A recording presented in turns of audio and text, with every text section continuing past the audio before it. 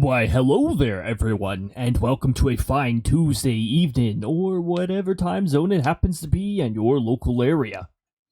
I'm SLdr Cody, and we are ready to start off the week. Congratulations on getting first key, and thank you greatly for your 3 months of support. Welcome on in, Pixie, and enjoy your lurk. I hope everybody is having a fantastic day today. I'm SLdr Cody, and I'm Cody. Hello, everybody, and welcome. We are right about ready to start, but we do have to do our weather segment first. And it's pretty important that we swing by and see what the weather's up to, because the weather likes to, it likes its mischief. Let's say that. It definitely likes its mischief. I feel like there's a window that I don't have. Oh, it's up there. That's why. Okay, let me just drag that window down here. Get over here. And there we go. We're going to be continuing our Fastplay of Xenoblade Chronicles 2. Last time we left off, we just entered the More Ardain area. Not bad progress for part 1 there. Hopefully we can get to Tantal and perhaps beat Tantal by the end of this one. But I guess we'll see how things go, because I've gotten lost in Tantal's map before.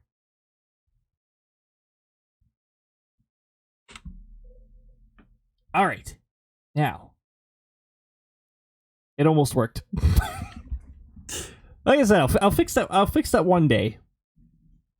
I think I'll just make the transition length longer, and that should resolve the issue of XSplit choosing to take longer. Specifically when I'm streaming, it decides to take longer to transition. This is Canada.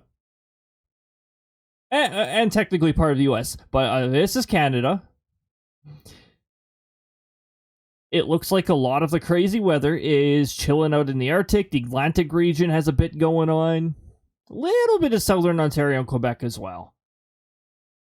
I guess technically part of this is in BC as well. Winter storm warning. So we got a major snowstorm going on with 5 centimeters of snow. Additional 5 centimeters.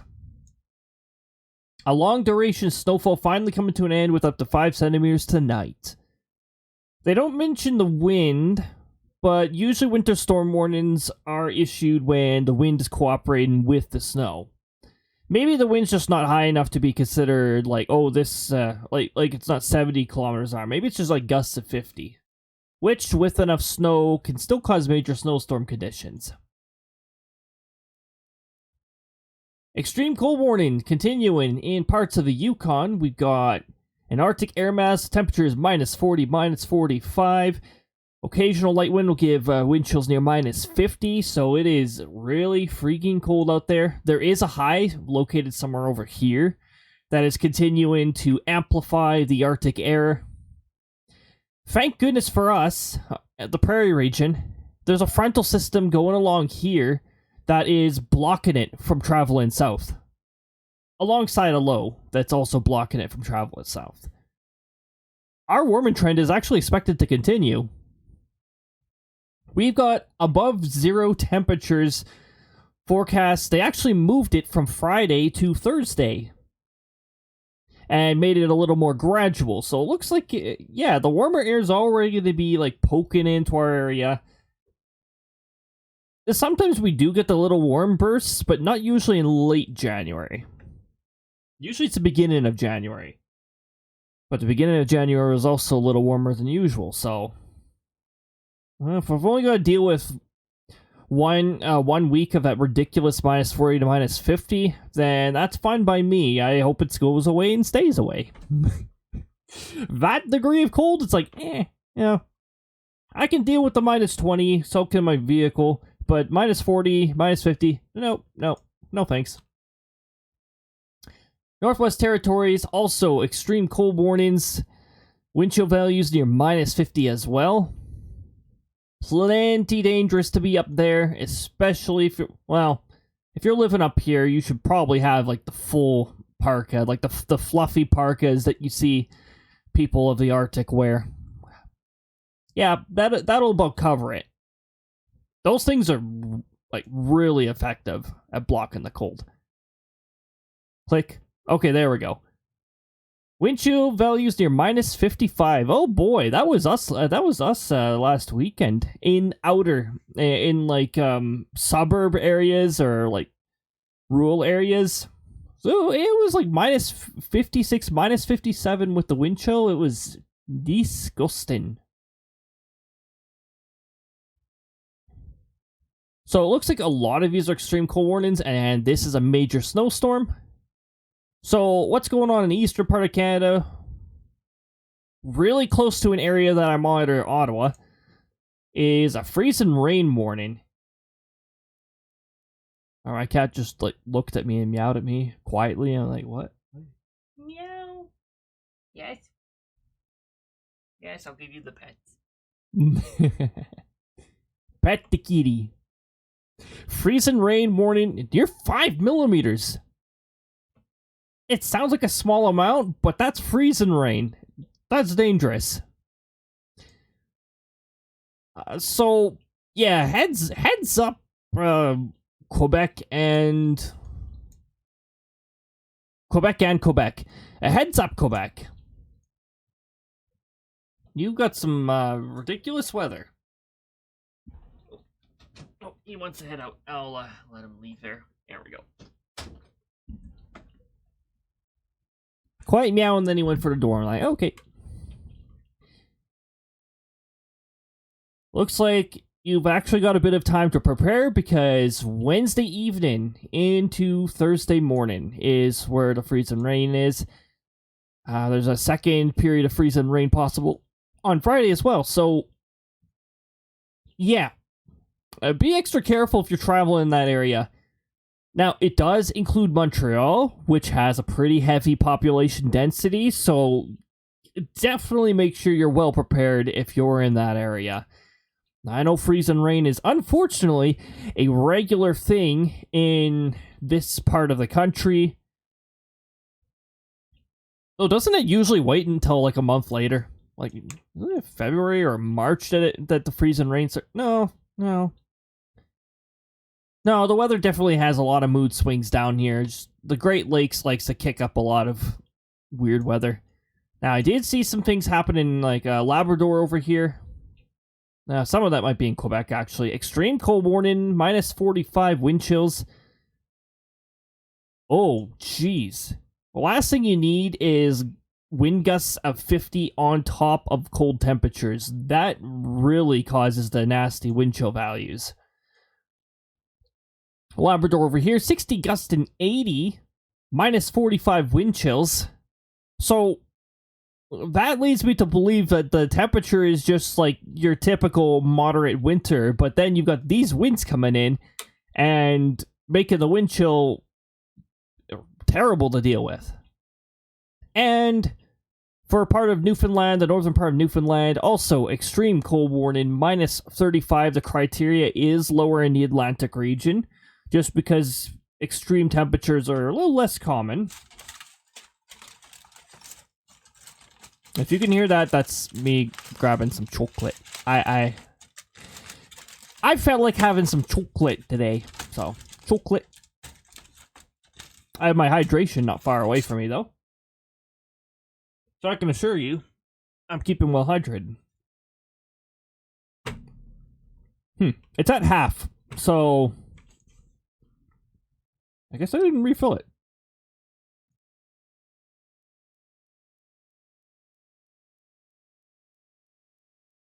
Oh. I just checked something in... I just checked something out in Firebot, and I just realized that there's some... Oh.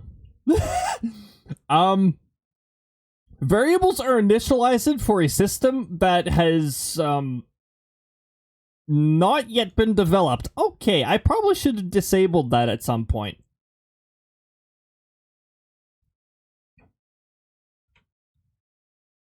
That's so I was mentioning something about the like the variables here.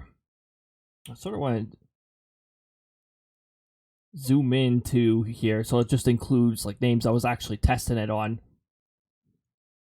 I was playing around with some variables and variable storage and that for like a new system that I'm like developing for within Firebot, where it stores like your username, that's your max HP value, your max MP value, something like that, resistances, immunities, and I'm planning on like implementing this into some sort of fun system where you can like cast spells at each other. And in the future, I'm planning on adding statistics for like number of people you KO, number of people you successfully attacked, and all that. Just fun, just a fun little statistics thing that you can do in the chat. It's still in development, and right now I've only got the portion where you acquire resistances and immunities currently in effect. I don't have the like combat/roll part implemented yet, but it's something I'm developing.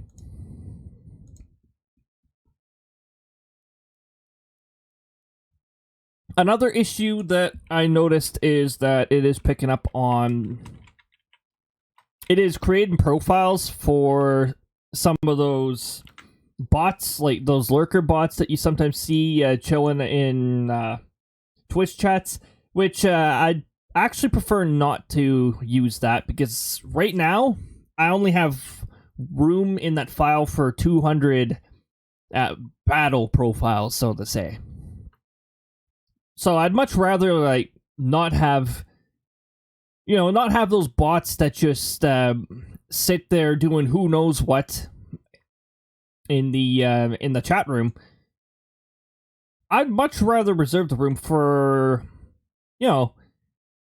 those who are genuinely lurking, and like those who are generally just like vibing here. But that's something to think about in the future. I've already got like, I think I already have a way of detecting, like the bots in that, and I just need to add like handles or whatever for, creating an exception or whatever. But anyways, back to the weather. So yeah, extreme cold warnings over there, freezing rain over there, winter storm warning right there. These are also extreme colds. And that's what's going on in Canada. But let's get ourselves a little more detail in the prairie region. I was mentioning the low blocking the high. The frontal system's actually not really as long as it used to be. But we have a low here and a low here. This is the ridge up here. This is actually a high pressure central right here. And yeah, it's sort of being blocked off. Like this low has influence over here. So northern Alberta might be getting some a bit of like chilly temperatures. Not enough for an extreme cold warning, but you might be getting a little bit of like cold weather. Got some snow going on up here. The pressure gradient has eased, but there is surface-related winds coming from the Hudson Bay area, gusts of 30, so it might get some snowstorm. You might be experiencing some snowstorm conditions over there. We checked the +6, and you can see the frontal system has become major and is now moving down this way. Thankfully, most of the prairie regions will not be bothered by this. You see the wind marker is still there. It's mostly over to Hudson Bay, but those along the coastline might get a bit of wind and therefore might get some minor, maybe even moderate snowstorm conditions. The fog is supposed to be redeveloping tonight in a lot of areas. Actually, you'll notice in the US, there are a lot of areas under dense fog advisories. It spreads all the way up into Canada. It's just the theme of the air mass that is currently dominant over a pretty large area. This low is helping. This annoying ridge here will hopefully be kept mostly at bay here. As things move, it looks like the Ridge is more interested in targeting Ontario. You can see a surface trough appearing here, which will also help induce some fog, or freeze and fog, as you can see here. This visibility line is a more dense patch of fog. Half a statue a mile. That's still not enough of a visibility reduction for a dense fog advisory, but that's fine. You might get little stray bands of light snow within this cloud layer, or freeze and drizzle over the Saskatchewan-Manitoba part of it. This low moves out. This trough here should serve to push away the ridge in that it wants to spread over here, which should cut it off again, which is good, because we don't need a second episode of wind chill nonsense. What's going on with our neighbors? We've got dense fog advisories. That entire gray area right there, with the little winter weather advisory in the middle, is all dense fog. These are all flood statements. Some of these are related to the severe thunderstorm activity happening down here, and others are related to, well, lots of rain. That's me. Oh, yeah. Yep. So, it affects a massive area of the Great Plains. It used to be up here. This is a reemergence right here. And this, I think this one was already present. It just didn't go away.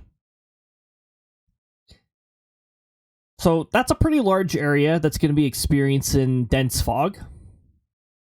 That's a wonderful time for getting some pictures of fog. Fog, I love fog in general. Freeze and fog I'm a little less of a fan of because it makes driving conditions really dangerous. Surface level icing is not to be messed around with.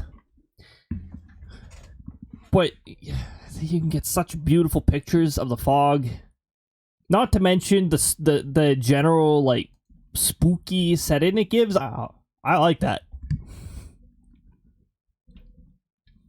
And then, yeah, you got the little there's actually little flood warning patches within here.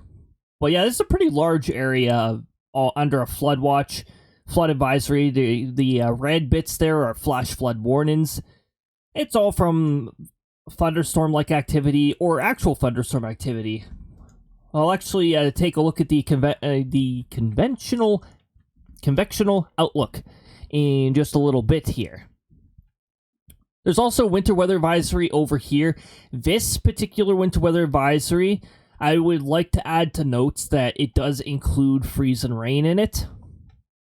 My big issue with the NWS's warning system is they don't have a separate one for freeze and rain. They cluster it under a winter weather advisory, or if there's enough of a wind cooperating with freeze and rain, an ice storm warning. The ice storm warning is a little more obvious. It tells you significant ice and wind. It also implies winds cooperating with it. But winter weather advisories are a little cryptic. You have to actually go into the text statements to see if freeze and rain's included in it. Anyway, there's actually little bits of snowstorms happening down in parts of Arizona, and the winter storms that used to be down in southern Nevada looks like they have lifted now. This little section of blue is an avalanche warning.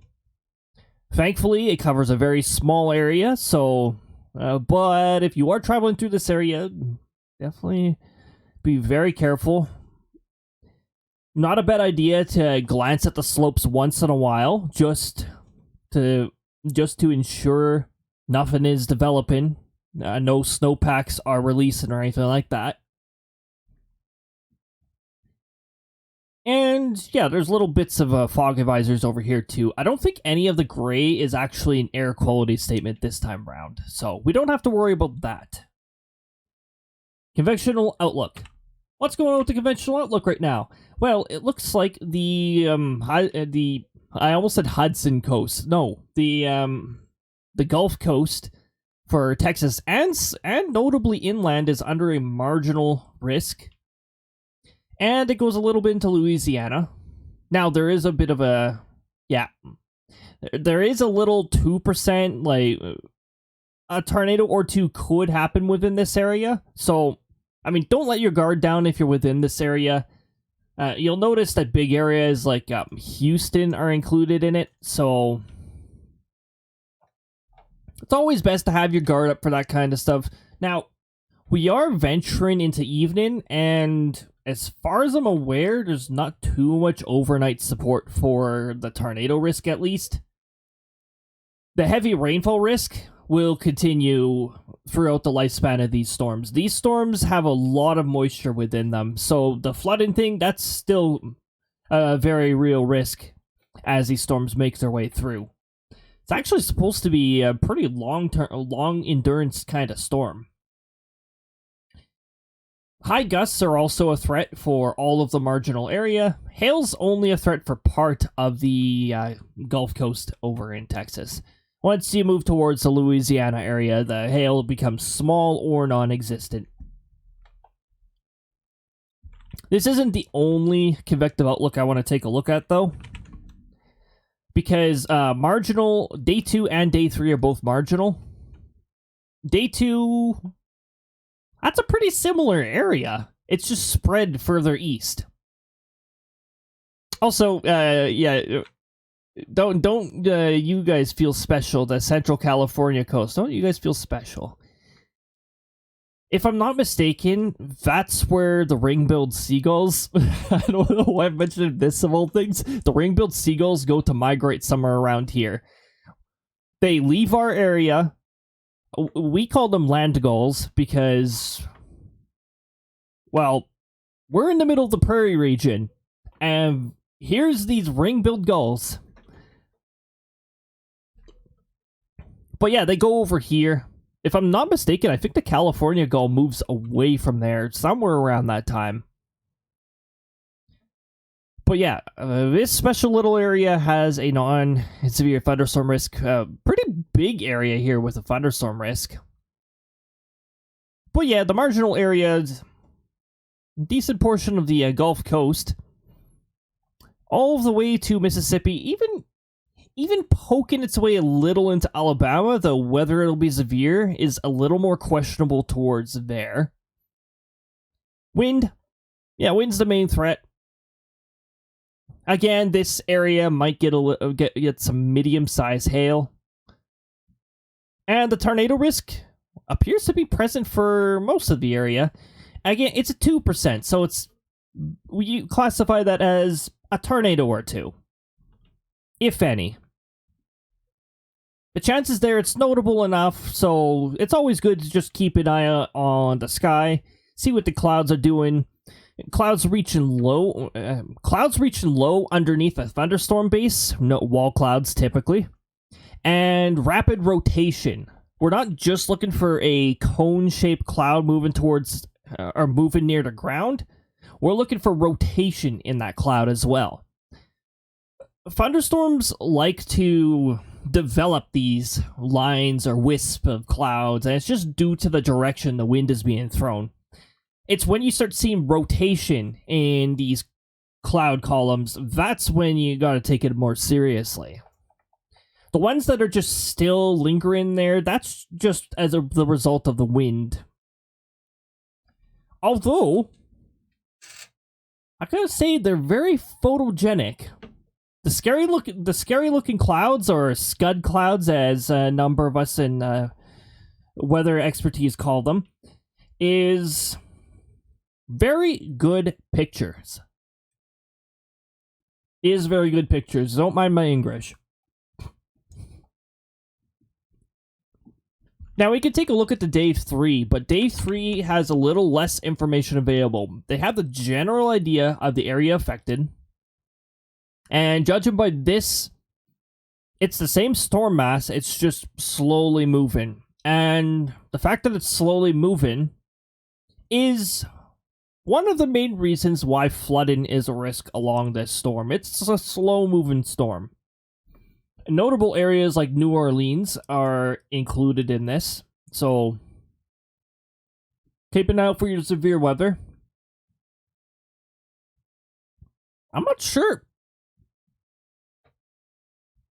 Let's just take a look here. I'm gonna like skim the text here. Because the text here can give you a rough idea of what could be happening. Shortwave. Yeah, it's the same shortwave moving through the area. Dew points in the 60s, which is ideal for severe thunderstorm development. Eastward, lower Mississippi Valley, increase in coverage, model solutions, disorganized line of storms, developed near the front. Well, fronts are very good triggers. Smaller area of weak instability.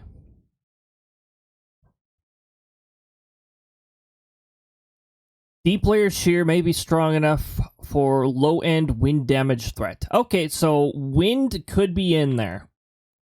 We could have that high gust threat.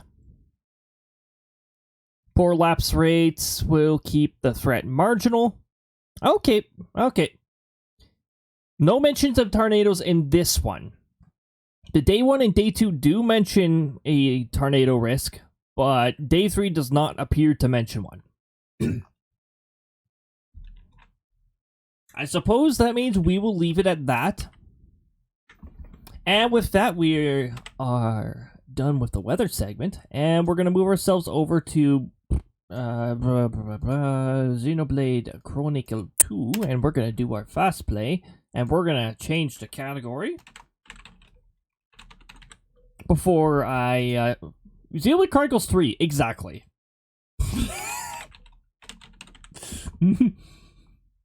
Okay, there we go. I have to scroll down a little for the correct one. Right, we're gonna play some Xenoblade Chronicles 3 today. Xenoblade Chronicles 3 is actually a really good game. I think it is my favorite of the 3. Although 2 is... I like all 3 of them. I like all 3 of them, alright? The only main thing that prevents me from streaming it from start to finish is that Xenoblade Chronicles games are very long. Now, I'm going to switch to the startup screen here because I have to switch my switchable monitor here to my switch. Switch the switchable monitor to switch. Switch the switchable to switch. Switch. Alright. It only took me 3 attempts to change the source, so I'll take that as a good sign. However, I don't have the controller hooked up to the switch here. Hold on. Sometimes I speak while moving away from the microphone for comedic effect. Brang, why do you find this funny anyways? Alright. Let's get that. I'll get the other controller put on charge. And... I will hit my foot with the door. And then we will activate the switch. Not the monitor switch, but the Nintendo trademark switch.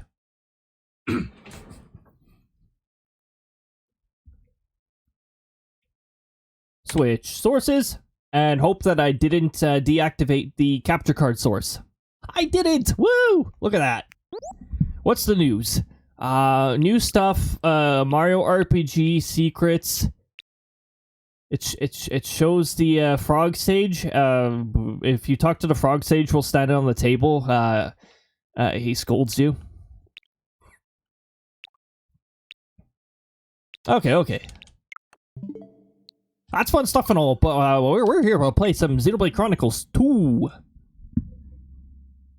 That's right, the 2 of the Xenoblade.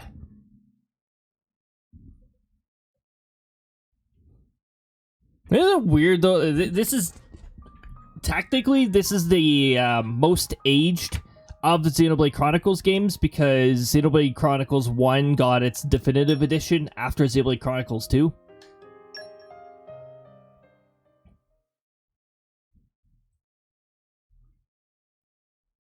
Loading.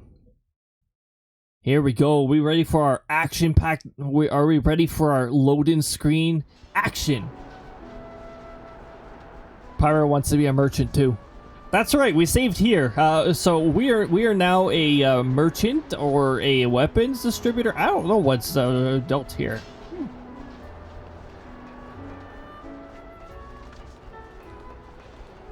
Alright, so we were just heading towards Moradin itself. I was a little confused by the particle effects because they appeared to have been raining down. Oh, right. Avoid the collection point. Avoid your impulses of pressing A to gather from every gathering point, which is something I would do if I was doing a casual playthrough of this.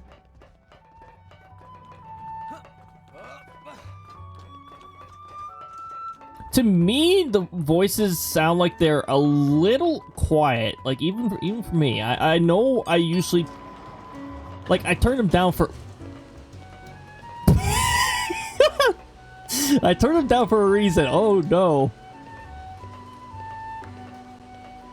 I'm not gonna clip through the elevator. Wait, when we get up here, am I? Oh, no. Rex is just doing the elevator dance, you see? This is called the elevator dance.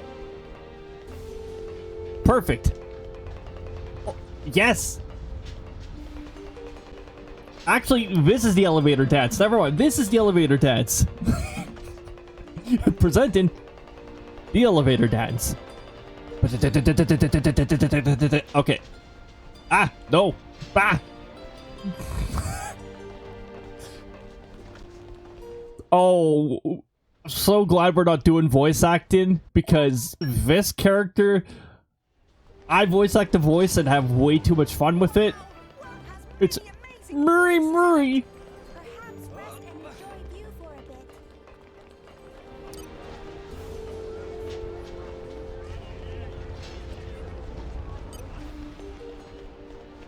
I think we have to go through here. Now, I know some of you are going to be sad about this, but yes, we are skipping the bath scene.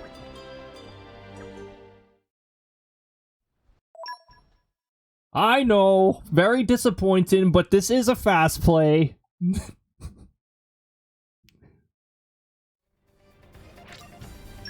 That's the that was the bath scene.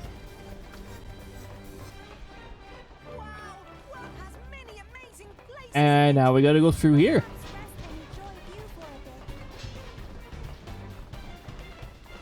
So right now we're hurrying to the shopping district roofs, which I thought we were already there.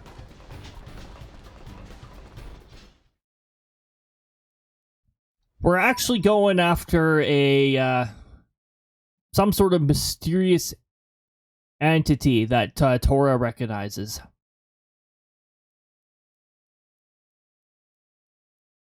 Lila!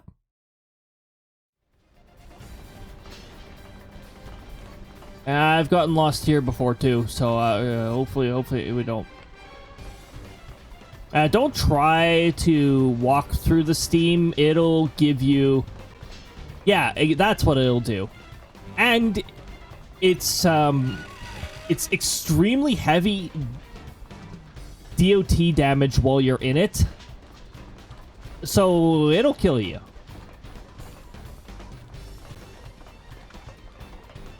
And yes, you can die from hazard damage outside of battle in this game, so...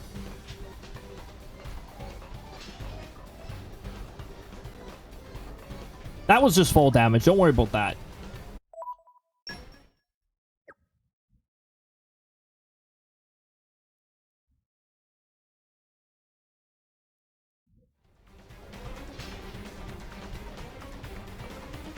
Okay, so we're eventually going to run into a...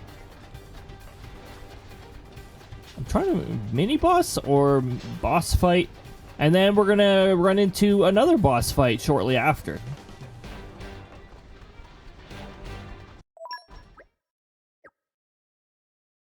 That's Lila. We're chasing after Lila. We go chase the Lila.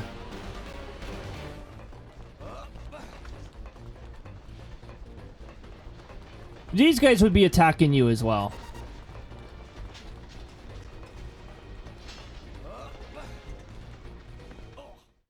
I like fall damage in the cutscenes.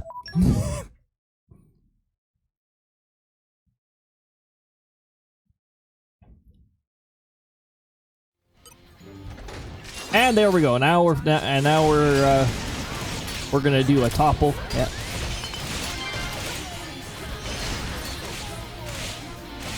Oh, at this point the game changes Pyra to Mithra.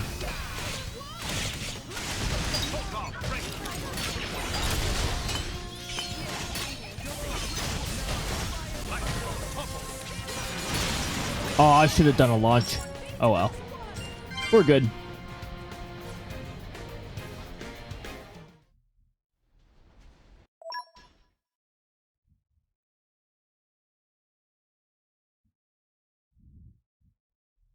And off we go. Music's back to normal.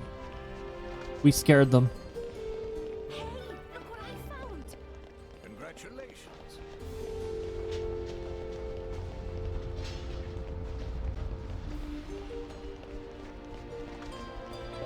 This is another don't be tricked by the marker, if I'm not mistaken. Make sure you don't wind up on the wrong side of the fence. I think I'm about to wind up on the wrong side of the fence. Oh, never mind. Oh, no, I'm good. I think.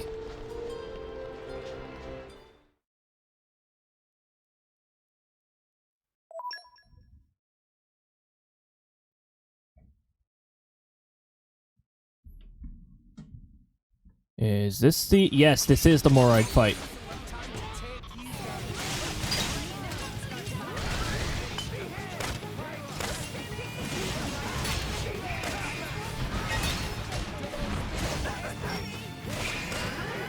We're just gonna take up the ads right now so we don't have to worry about them.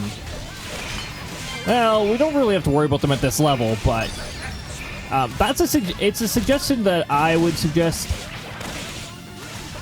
if you're closer to level.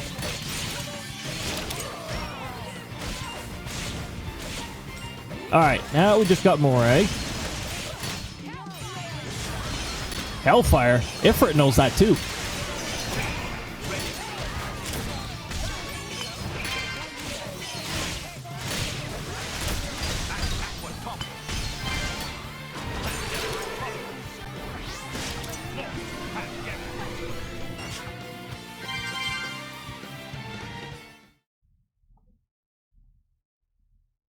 Your skills have... Boy. Actually, I still love how much Malos emphasizes that word. It's like, boy. Boy.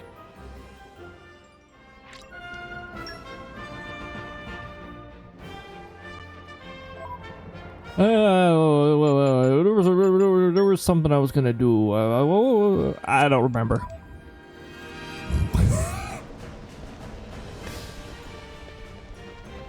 Surely I was about to do something.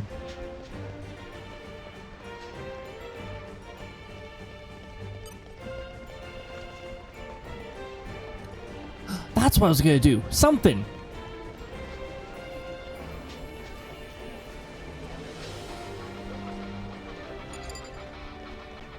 Oh, wait. Port... Oh, we gotta go back to the port? Okay, well, that's a fast travel then.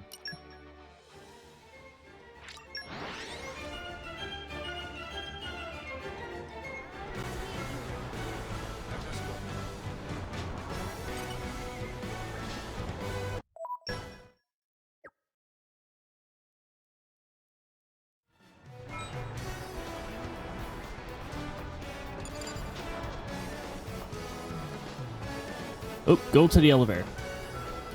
Find the computer room!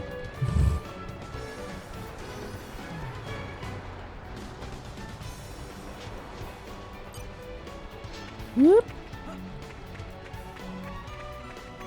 What is that sound effect I keep hearing? Oh, wait. Never mind.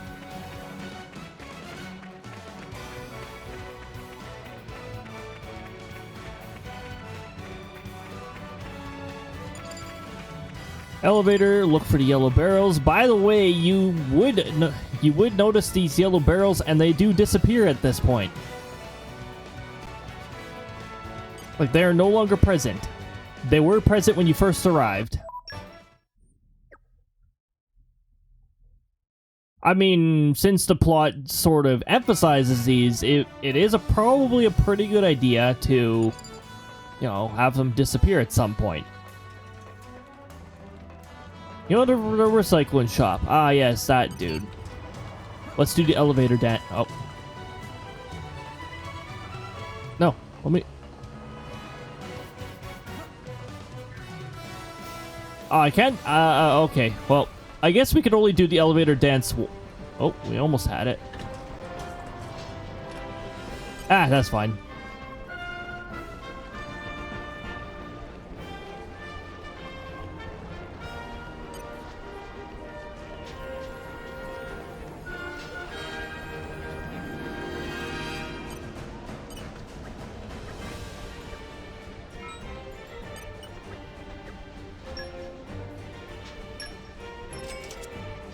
Another mandatory buy mission. Oh boy.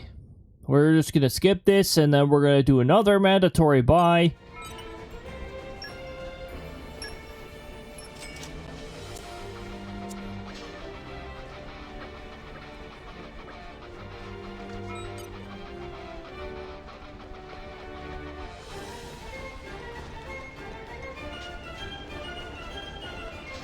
And then we're gonna head this way. Now we get to actually head right out into Moradane.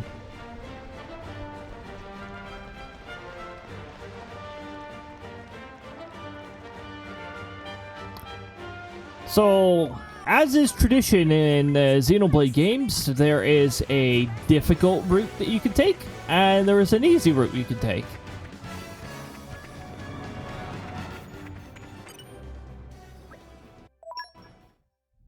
Alright, so this guy's gonna tell us where to go for something. Again, there's a lot of exploration that you can do in the meantime here, but, you know, we're fast playing this, so we're just gonna run along the path we're supposed to. We won't worry about, I think it's a level 80 area. There's a slightly faster way that leads to a level 80 area. Also, that bird that you saw the wings of way in the distance there, that is also a high level.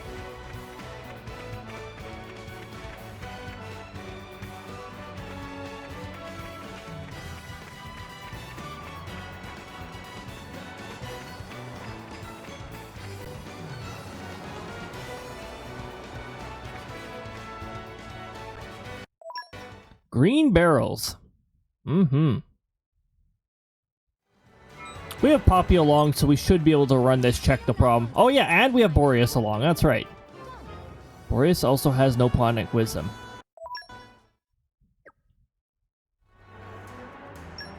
Barrel's destination. Oh boy. We have acquired knowledge.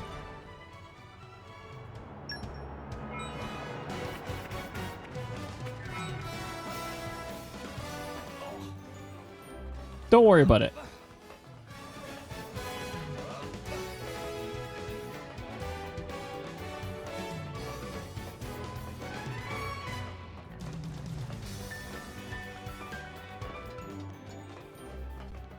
Don't worry about it.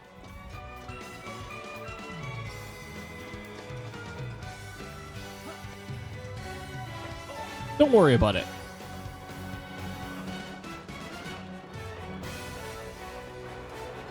Don't worry about it. We're just gonna start putting trademarks at the end of that and be like, yeah, don't worry about it. Level 35. Wait a minute, what? I thought this was the higher level area. Oh, never mind. I think we still have yet to run into it.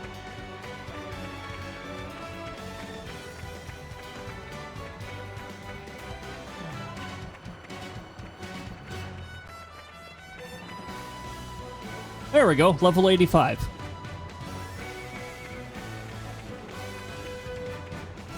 Oh, wait a minute. Oh, we have to head to the Imperial. You know what? If I get a fast travel here, then I can just, like, zip back here.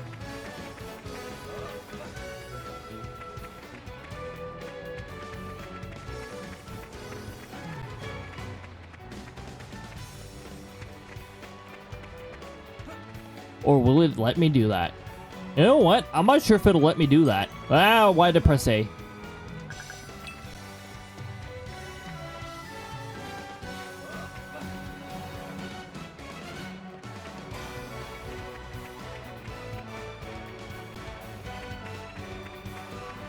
You know what? It might not let me do that because there is supposed to be a Zeke fight here.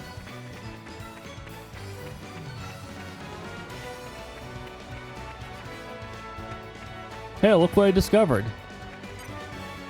Oh boy.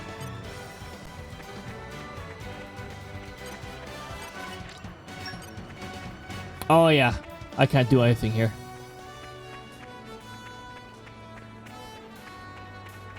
Wait a minute. What's supposed to be here? Oh. A treasure trove. Mithra, that's a cliff. Oh, she didn't even spawn back.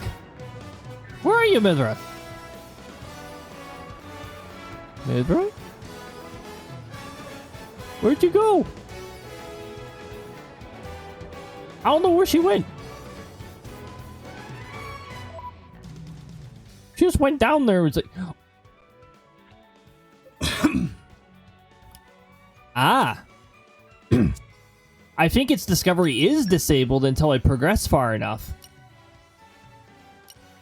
They thought about that.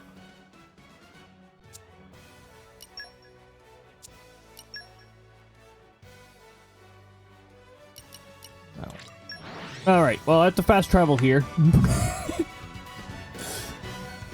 Well, that was fast if I hadn't skipped a step. Let us go.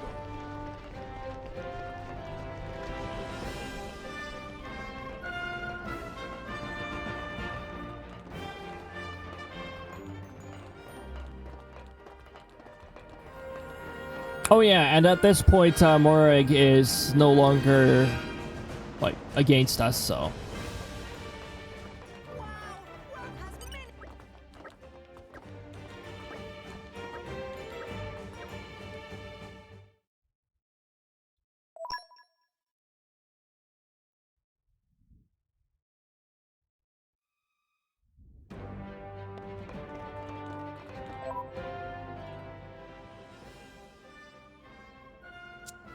That menu took a little while to load. Okay, we're going to fast travel to the old industrial district, and then we're going to stairs and get out of that old building. This was another area where I got lost for a bit.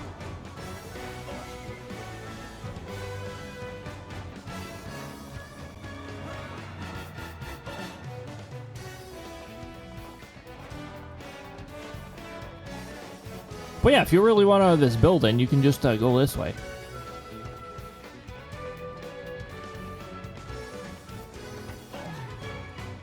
Just keep in mind that there's level 33s, which may be a little above your party's level. And also, it will require you running through a bit of the level 85 area, which could be terrifying. See? Level 82.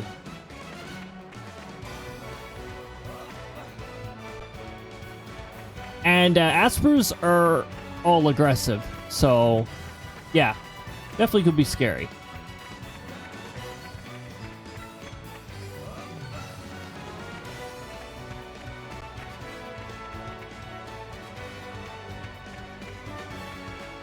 Level 84. Oh boy. So now we're going towards Steel Factory, And we're about to run into our second Zeke fight. So you might be able to hear one loop of the music. Maybe. I guess we'll see how that goes.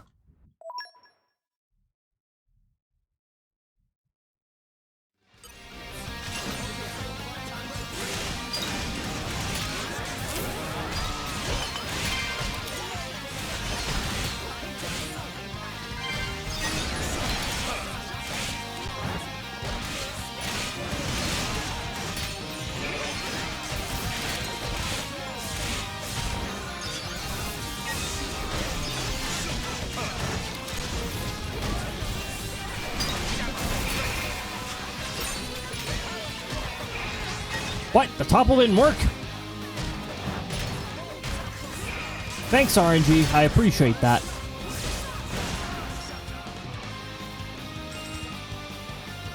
Nope. We didn't even make it halfway through the music.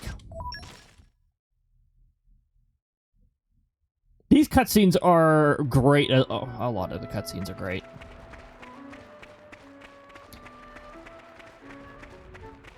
Like I said, this game... Like, you've got the Mario games, you know, if you've seen me play through the Mario games, they don't last that long. Although if you're seeking post-game, sometimes they do because you have to retry a stage like 80 times. But,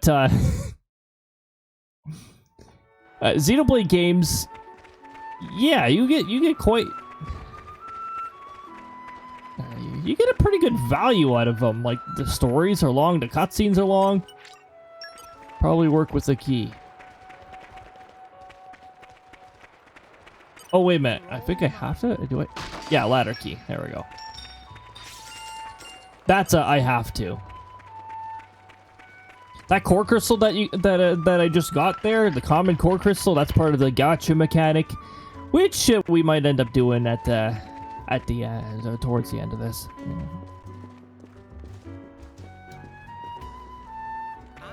There is still like certain like almost never rules blade that I haven't obtained. Cosmos is the famous one because the RNG is absolutely terrible.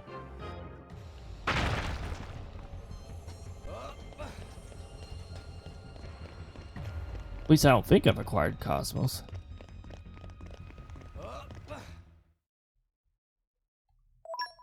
Here's Old Factory. It's got its own music, which you will hear for the first time right now. And then you will hear a few more times in other areas, including an area that I feel they chose the wrong music for. Ventilation fan. We are about to unlock a second form of Poppy pretty soon here.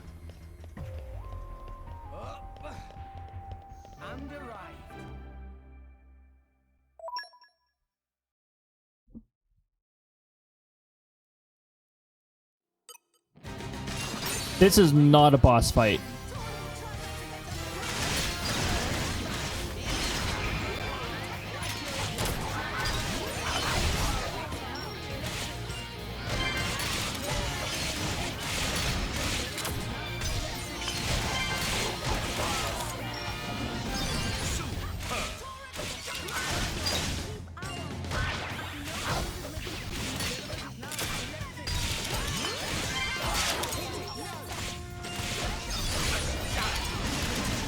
Perfect.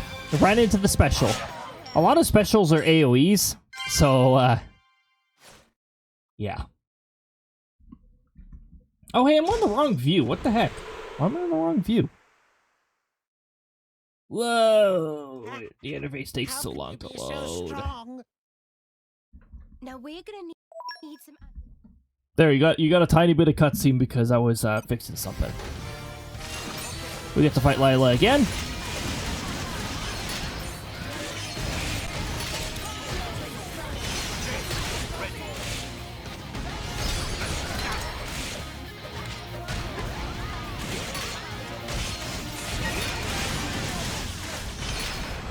Oh, I don't mind if you're mad at me.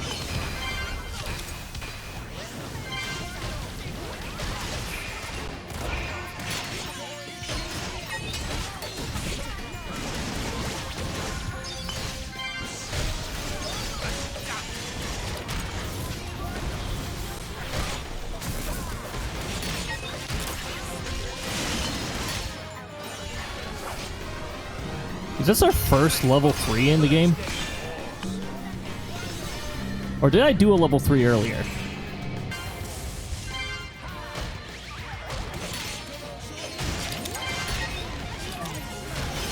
No, wait, no, I've done it before. I did a level 3 Mithra.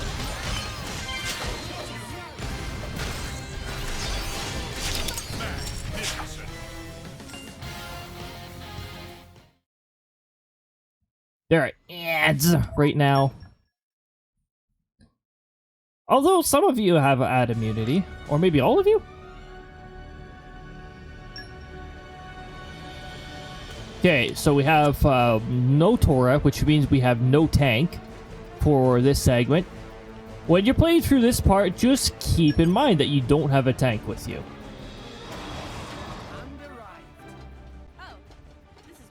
And hopefully I don't get lost.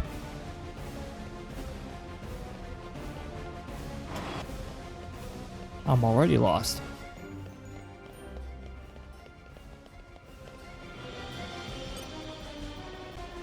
I think I have to fight these guys.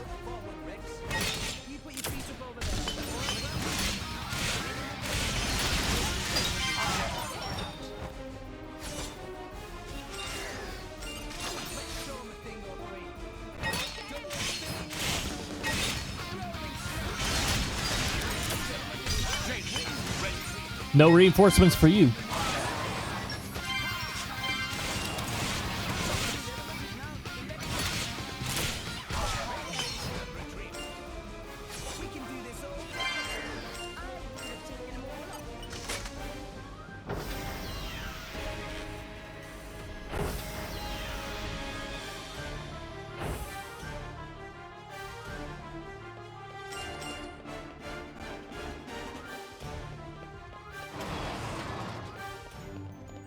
That door was weird.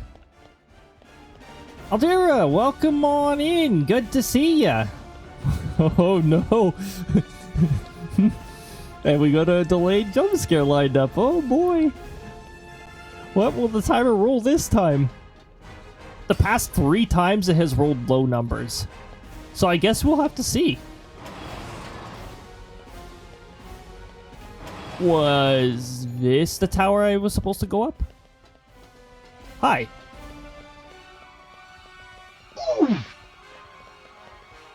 All about RNG. Yeah. Yeah, a decent amount of these redeems are RNG oriented. It's like, yep, I love that kind of stuff. I love it. Always fresh. I was even going towards that door. Hey, why are you guys closing that door? I'm not even moving towards that.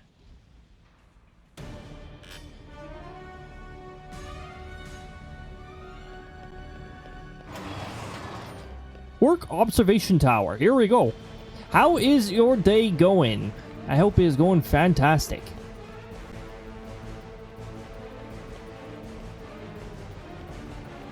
And hopefully the temperature is nice over there. Our temperatures have been getting better.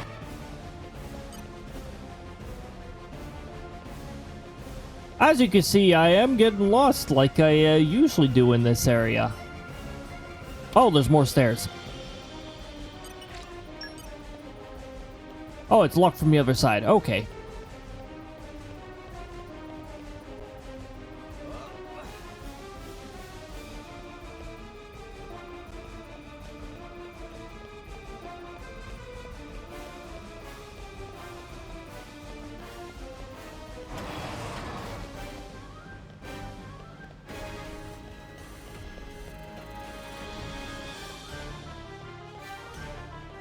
Okay, I'm just trying to figure out which building I'm supposed to be going into again.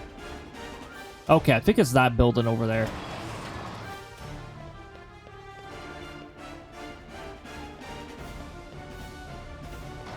The building I just came out of.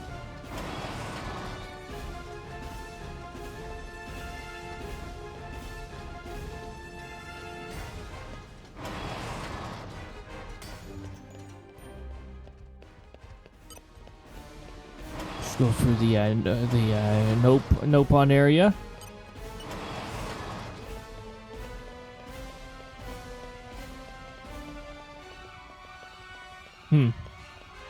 It was not that area. Is there another catwalk around here?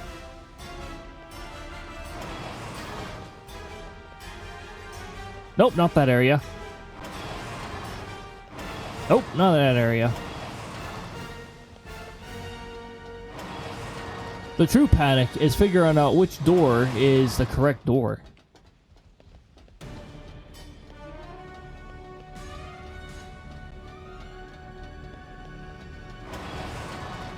I was just here. Other door.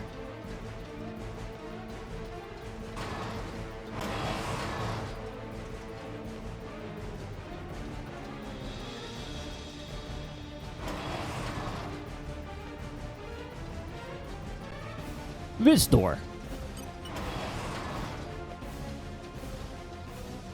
Yeah, I think this is the door.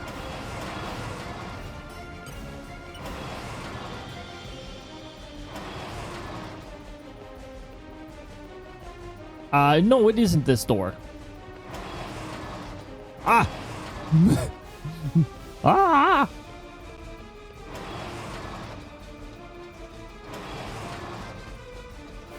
So yeah, Bana and Mui Mui. We're after Bana and Mui Mui. Mui Mui!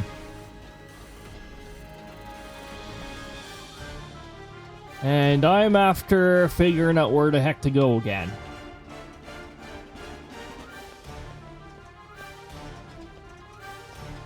You missed a jump scare, taking care of kills? No, you didn't. Apparently it is rolling a moderate or high number, so it's still in progress. Actually, what? I didn't hear it. Hold on, what? Well, if there was a jump scare, it didn't happen. So let me just manually trigger the command that lines it up. It's this one here.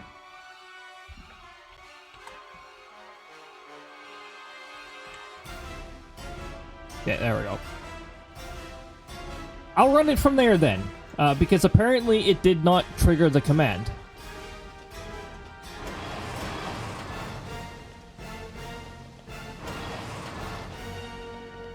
Wait a minute, is that what? No, I thought.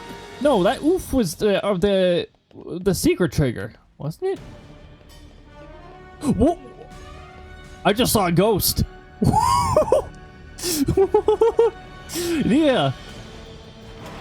Yeah, your blade is possessed. Wait, what was going on there? Hey, this is where we just started. Oh no. Where am I going? Where am I going? I've had this problem every time I play New Game Plus in this area.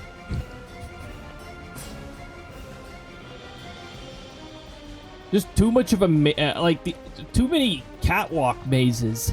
Heh, catwalk. That's funny because Nia is Gormati, which is sort of like cat-like.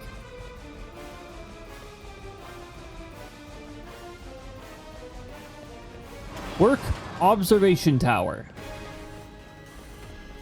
I'm pretty sure we were just here. Wait. Can I sit on? Okay. Let me sit on this. Oh, that's right. You can't sit on things. We're just gonna drag Dromark along. Just gonna sit there while we do that. Don't worry about it.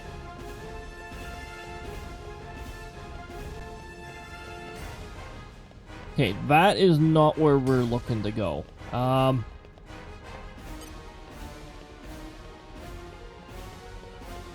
Wait, was it the tower up here?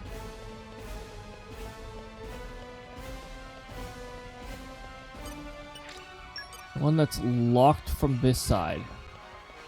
Oh, I have to access it from there.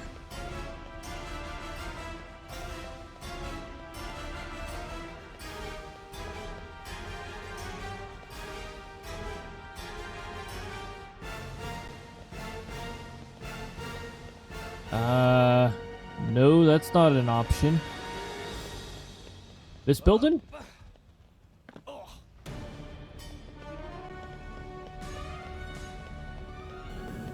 Whoa. Whoa, indeed! Jeez.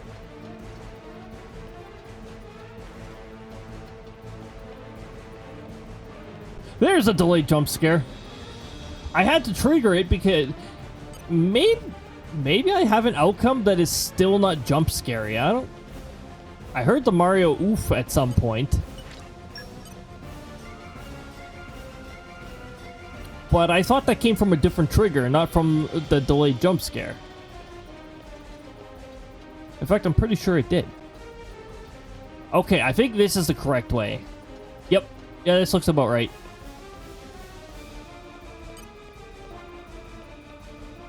Oh, yeah. You don't want to know what level... You want to know what level this is? Level 99. That is a level 99 unique monster. They probably work with the key. I wonder who has it. I wonder if it's this boss Turkin right here.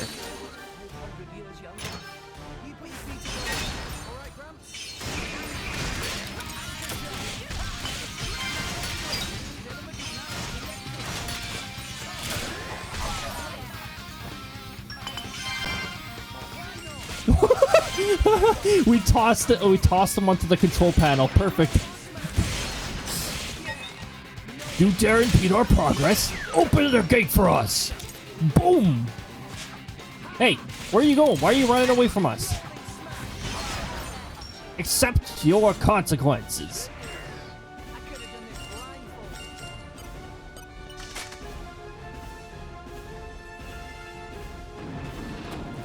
There we go. We're about to run into a boss fight, and also a boss fight. Another multiple boss fights. Yep, that's right. I need to find. You know what I need to do? I need to add a clip of Daisy saying, "That's right."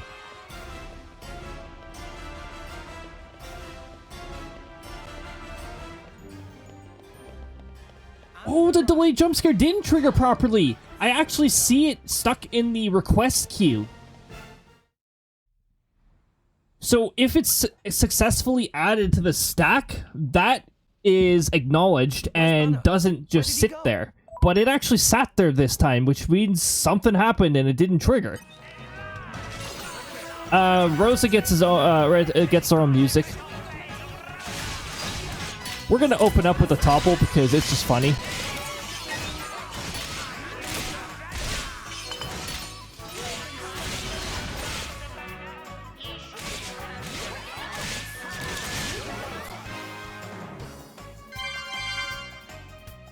Yeah, the fight sort of ends at 3/4.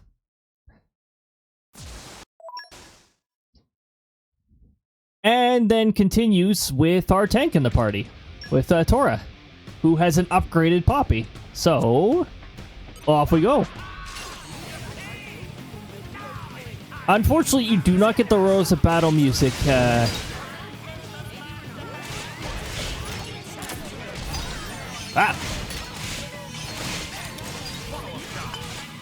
Follow-up chance! Yeah! Boom!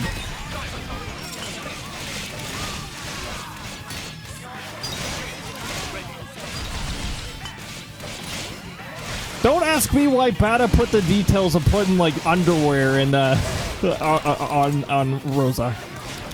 Don't ask me the details, ask Bata.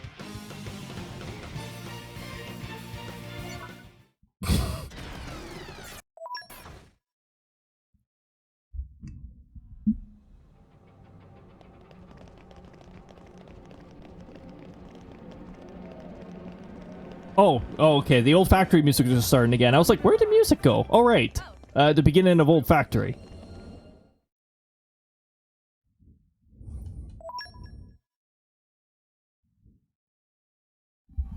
It's just a JRPG thing. You get underwear or the shadowed over area. Well, yeah, the shadowed over area I'm used to. Yeah. I was about to say, why is Mikkel moving so slowly? Oh, right, because he was too far from his blade at the beginning of the fight.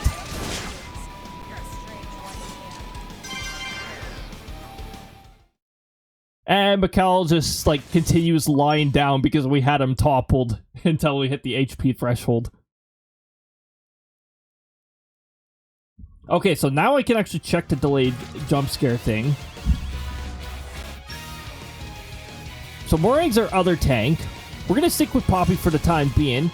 Morag is the evasive tank. Good, Mikkel's taunt failed, so we can continue dishing damage to Petroka, who is more of a serious threat.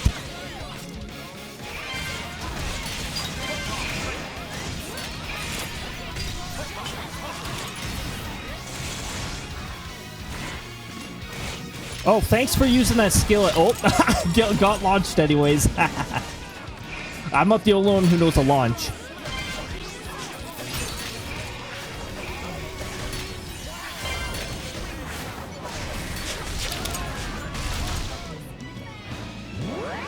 Wait for this, because, yeah, waves,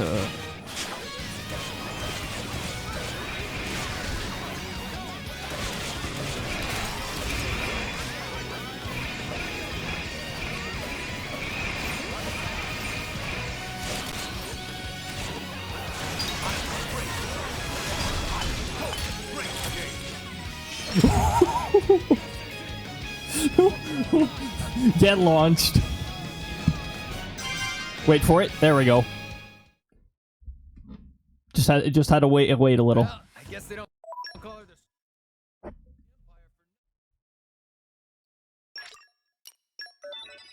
By the way, don't mind the fact that oh, that's right. Tora has access to all 3 blades now.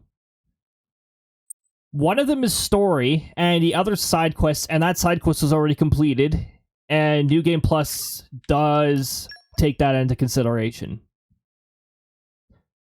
So now Tora has his fire, earth, and ice elementals, which opens up more combo possibilities.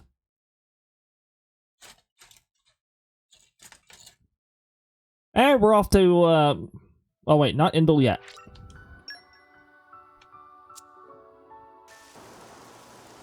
There's no enemies here, so we're not worried about being solo. We'll just rest. This is your chance to just, speak with people. How did you get in here? You must have been in here this whole time. You have a nice little sleep. It's our little kitten, who is not really transitioning, actually.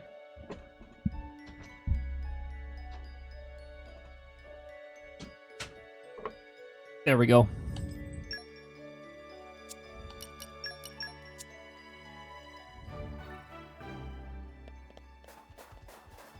We'll take the quicker way if I don't accidentally take the longer way.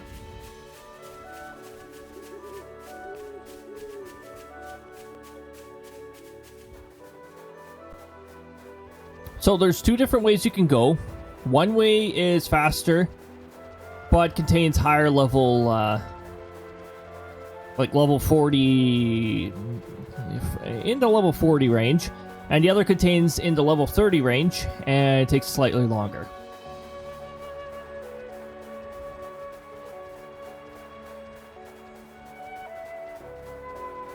We're in the Rex's hometown.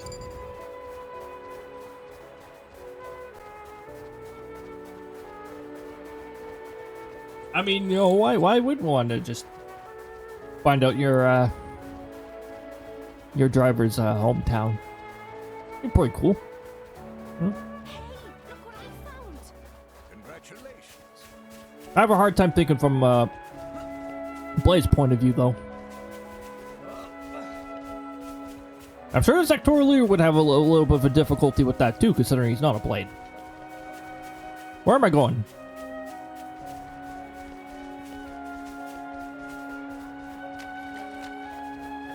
I started a counter for how many times I say, where am I going? You have now said, where am I going? 33 times.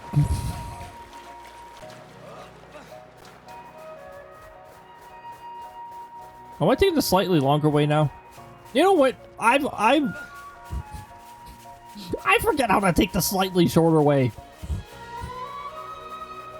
Last time we did a new game plus, I ended up taking the longer way anyways. It's a new day, everyone. Good morning. Rise and shine. Wait, it only just became day? It looked like daytime the whole time.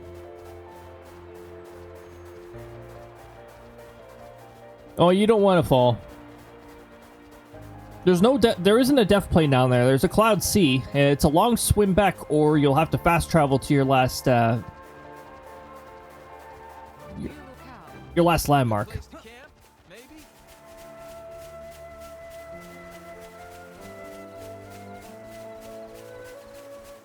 Should I increase the voice volume, because it actually sounds like it's a little quiet? Why? Well, I don't know why.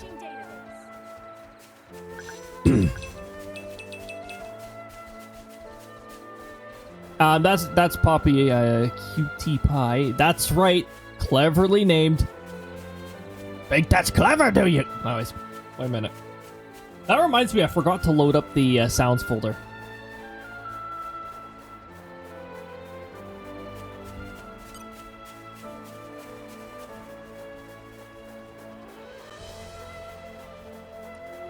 I'm sure I can do that while I'm walking, right? I'm definitely not gonna fall off.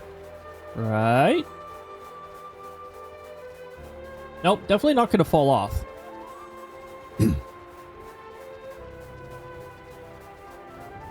Sound elements.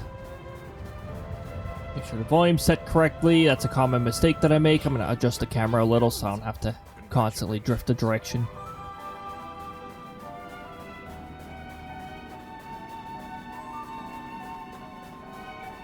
Think that's clever, do you? It's really responsive today. You know, I feel like that's RNG. Sometimes... Background's fairly loud. I can hear you clearly. Okay, that's good. I'm wondering about, like, the voices, because I actually set them lower on purpose last time I played through this. Because they speak over each other a lot during some of the fights.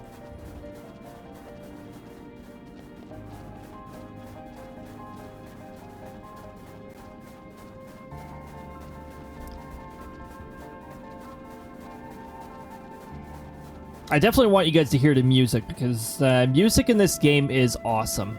Hold on. Fastplay, not speedrun. Don't mistake the two. I'd have to practice a lot if I wanted to make this a speedrun, and that would probably, like, require me putting, like, 500 plus hours into this game, New Game Plus, and several times over. By the way, a 100% speedrun of this game has never been submitted before. There's a good reason for that. The Gacha Blade system. 100% actually includes getting all the blades, and Gacha RNG, as a number of us know, is a pain in the arse. Especially Cosmos.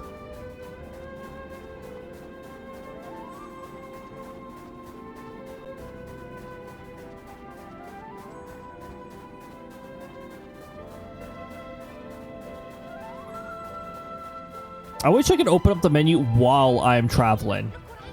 That would be awesome.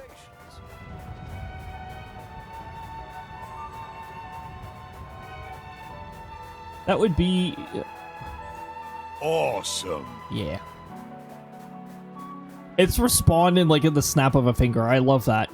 You know what? Thanks, XSplit. I appreciate you being a piece of crap with my capture card.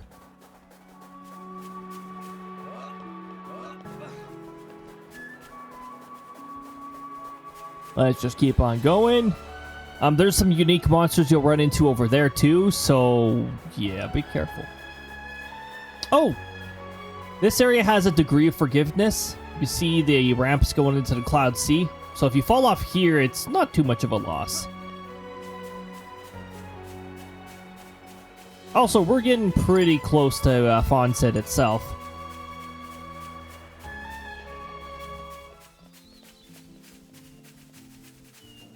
Why did that rock begin to render out and render back in?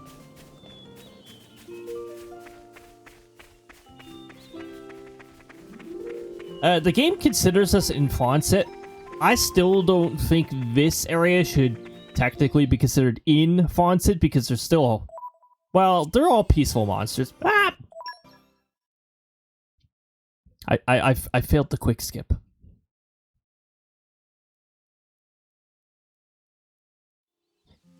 Gotcha is not what you want in a speedrun. Nope.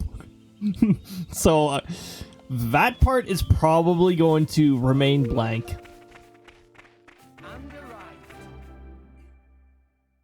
But there's other categories that, you know, have their times in them.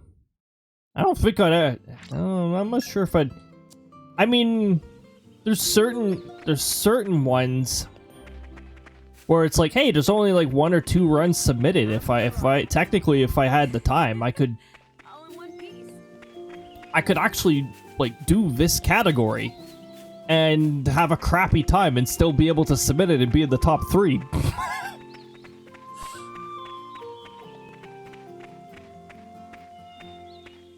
Kitsune Lord wants Mithra out. Well, I do have to go into the menu to do that. Wait. Yeah, I have to go into the menu to do that right now.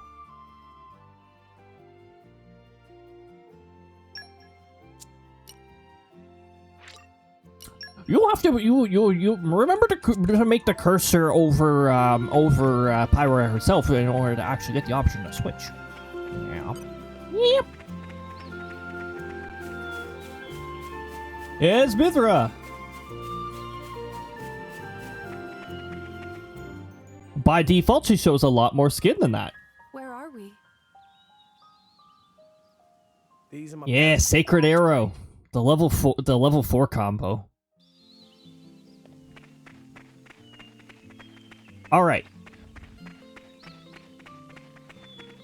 Rex talks about his parents and that, a bit of backstory on Rex over there. And then we make our way over here. Good old burning sword.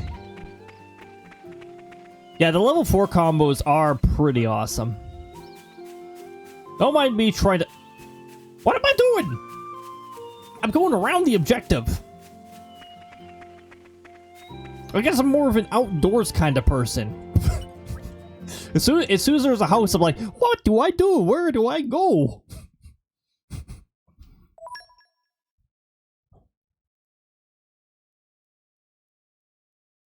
Best poppy form in your opinion? QT and QT Pie are pretty awesome. I think I like Poppy QT. Also, it's pretty great how cleverly named they are. I mean, it's sort of an obvious sort of a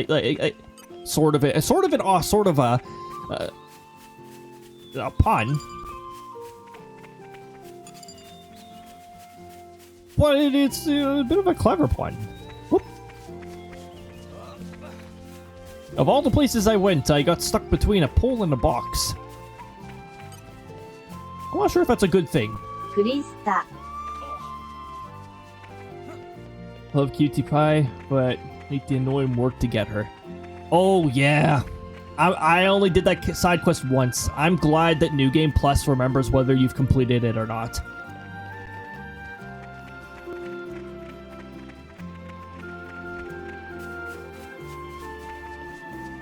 Also, Cutie Pie is an ice elemental, which works really well with your team.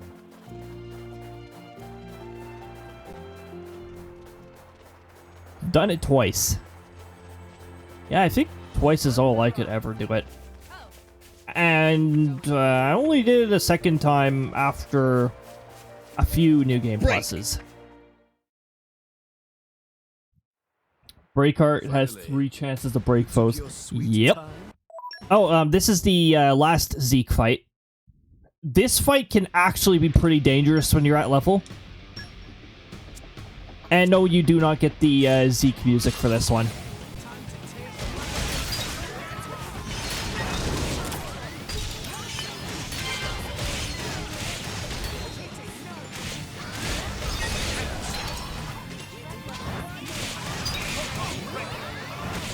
Oh sure, now breaks inflicted.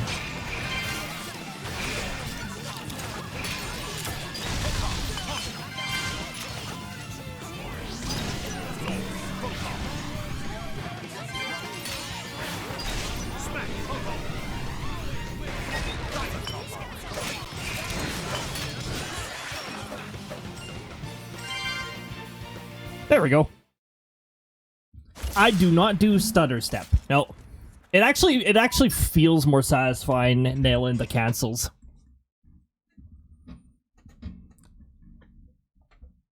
But it has been proven that stutter steps actually is faster. Or more damage, I should say. Don't get your arts up faster, yep. Mithra gets so broken towards the end where like your arts keep fully recharging themselves frequently. And actually, as you can tell by her appearance, I do have the high-end crit rate up for her. So, yeah, when you land a critical, once you've maxed out that bond branch, there's a 100% chance of, yep, massive melee Mithra, yep. There is a 100% chance to fully recharge the art that you just used. We are now at Indel.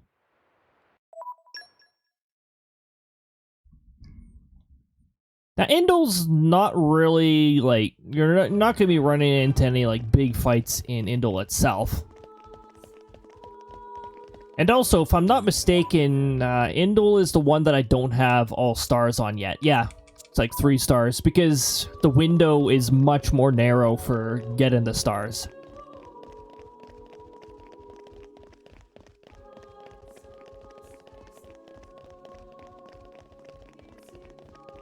This music seems even quieter than when I last played through this. But Indel's music in general is just quieter.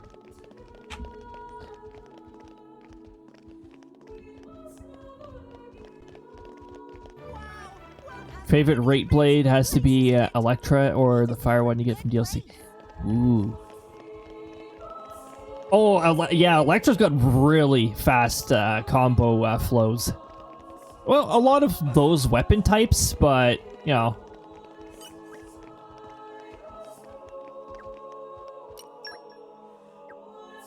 I think I've used Corvin at some point.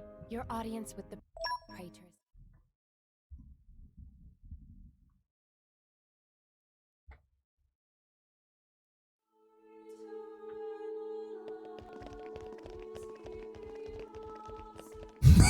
I love that balcony is the perfect height to take full damage and just keep going.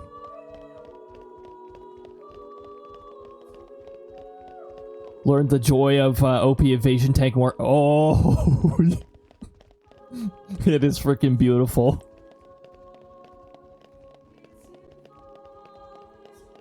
I love it when you can take evasion over the top and just make frequent misses a regular thing. So that loading keeps flashing because that's all the cutscenes being, that's like cutscenes and stuff being skipped. Like I said, this is a fast play, so we are skipping cutscenes. But it's, Crysta. I would like to once again emphasize that the cutscenes are lovely in this game. And very long. Keep that in mind. The cutscenes are very long. Of Zeke's special art of unleashing the ice shine and justice. Yep. Zeke is freaking awesome.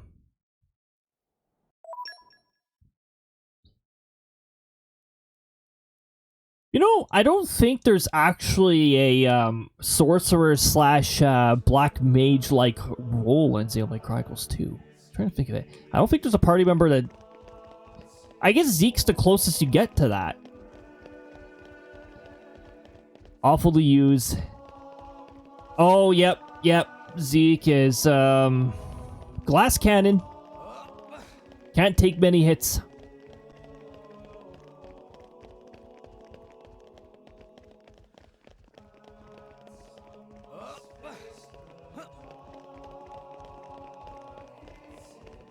We gotta go up here. I didn't make the endless stairs joke here. Break. But I gotta say, like in Xenoblade Chronicles 3, I did make the endless stair joke. I don't think I streamed it on Twitch, though.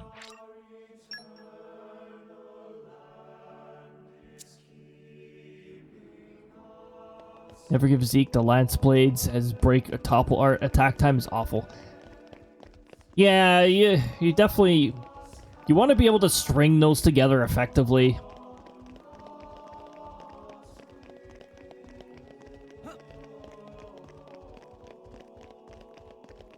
So yeah, there's talk, rest, talk, rest. Indol is a lot of talk, rest. And we're about to go off to a different area pretty soon here. Home of the most powerful super boss in the game.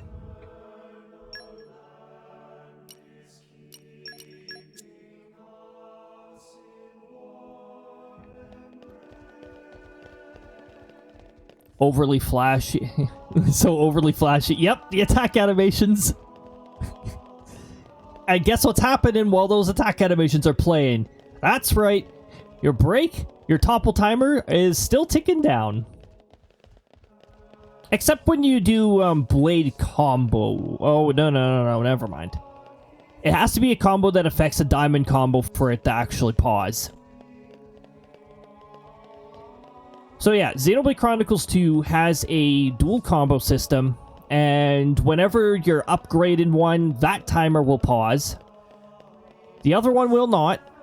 So, yeah, attack animations are killers to combos when it's lengthy.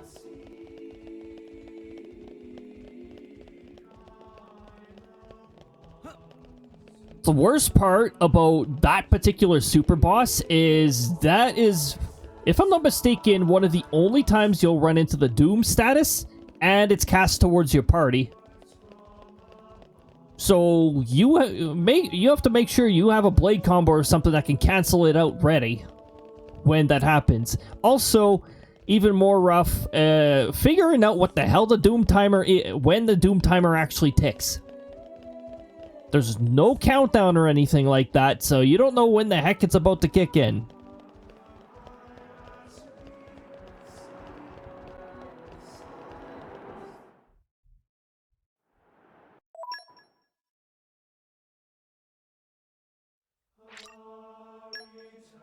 Unlike Xenoblade Chronicles 3, there is not prerequisites.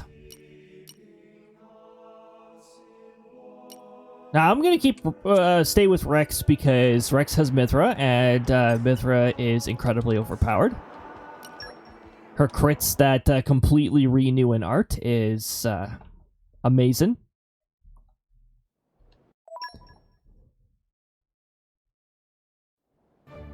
I did fight all the super bosses at some points. That strongest super boss is definitely something.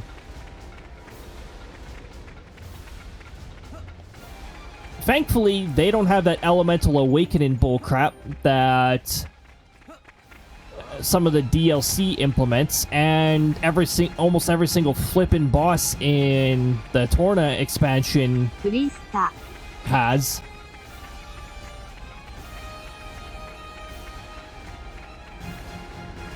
Hate to blade in the boat, but love her dialogue in Japanese. Yeah, I don't use her much.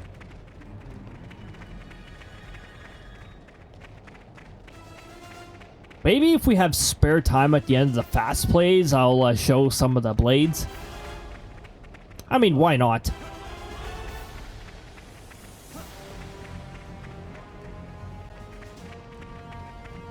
This fight, if you're playing through for the first time, you're probably going to run into a difficulty spike.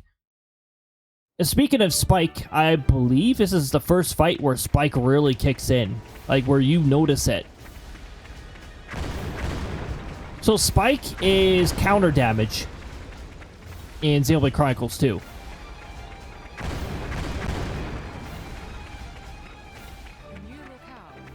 Good place to camp, maybe? Almost there. In English, she's looking for... And in Japanese, she's looking for a female harem. That is wonderful. Oh, jeez. So, I mean, the core's cool and all, but let's focus on the power lines, right?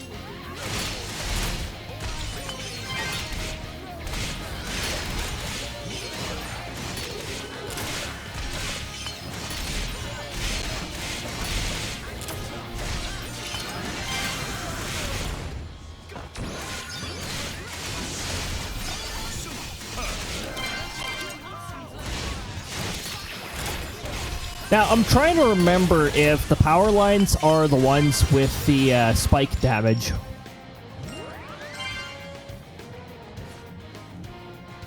Which is why I heard question trees all to move around female blades.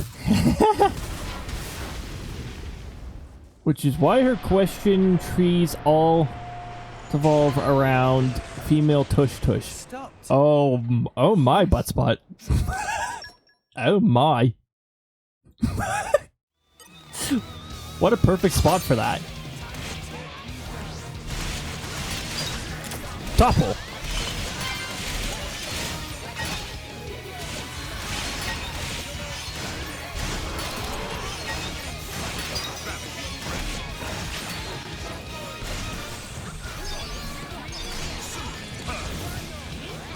I'm just going to stay away from him while he does that because that is launch counter. And topple did not work. Okay, that's cool. He's too busy using empty moment. Thank you, Jin. Thank you, Jin RNG. This is really ironic. This, yeah, don't worry. I'm just breaking timelines here.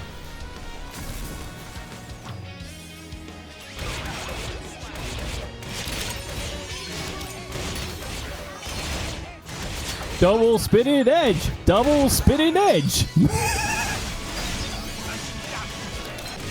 You will hear these repeats a lot when Heavenly Disrupt is very scary. Thankfully, Morag is level 99 and can take it. There's the topple.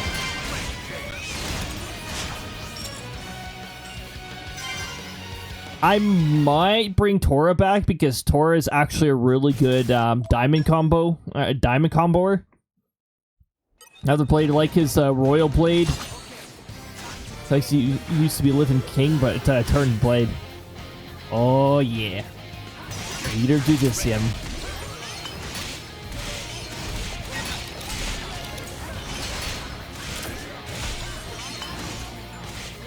Oh, crits. Apparently the crits are not a big fan here. There's the crits.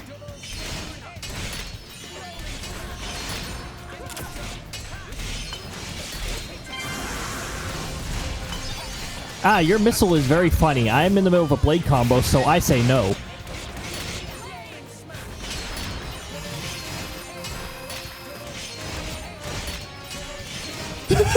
Here we go. Double spinning edge. How many free ones are we gonna get? Many.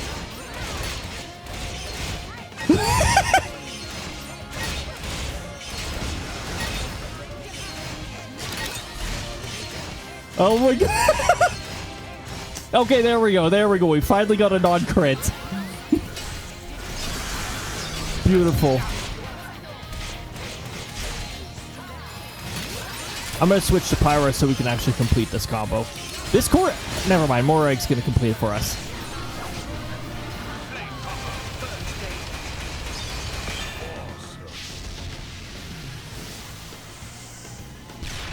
Now, the sad part about this is I probably won't be able to show you a completely full combo until we fight the final boss. Starts as the worst blade, becomes one of the best during the finale of his blade quest.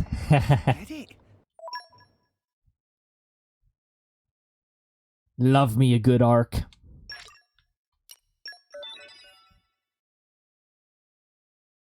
Why does Morag only have 2 blades?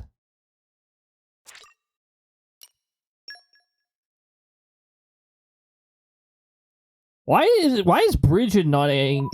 Maybe it's something that I did late game.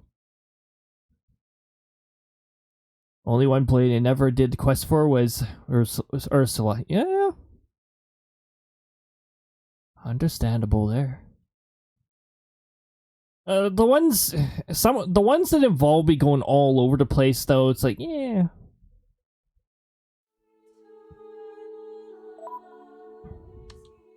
Okay, Morag. Why are you missing a blade?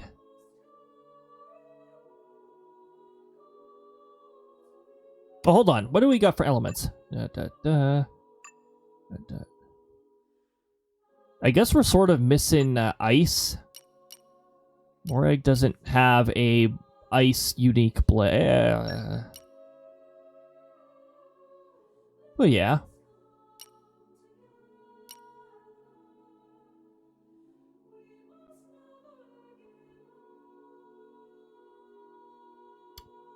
However,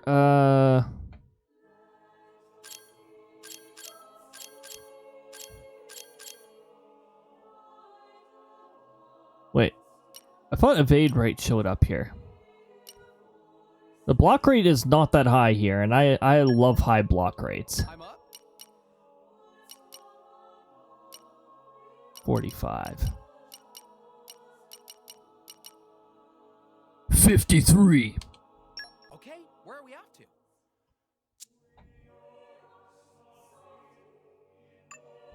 Taurus are ice. Zeke's bad luck actually extends into blade away. That's what I've heard. Poor Zeke. Never gets a break.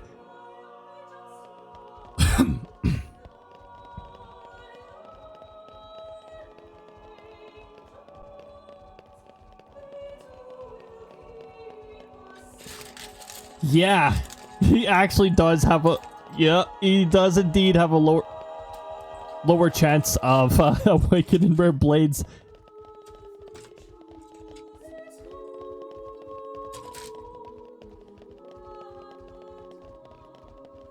Dark Side itself also has a slight influence on it. Alright, so we're back up here again.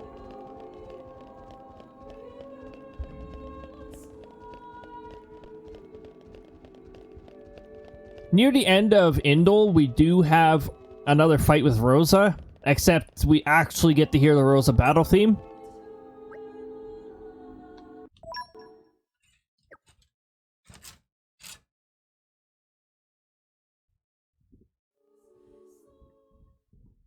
Ah. My deep.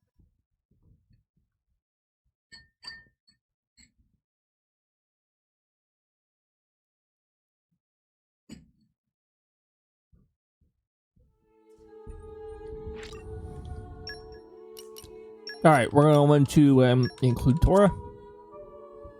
By the way, when I first played through this game, I forgot at some point that the include thing was a separate button that I had to press.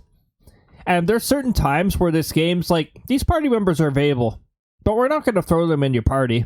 You have to actually press the button. And this was one of those moments I had. So I went and like fought Rosa. It was much harder than it needed to be because I was fighting with 2 party members. I actually almost beat Rosa with just 2. I almost went tankless on Rosa.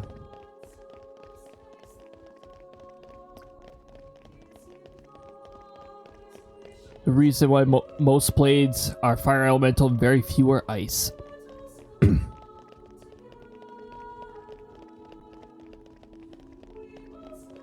Blades are forged in the fires of... insert mountain name here.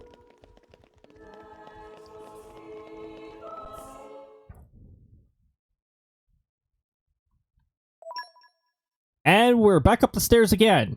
Boy, they they must have like freaking amazing legs by the end of the Indle segment at the least.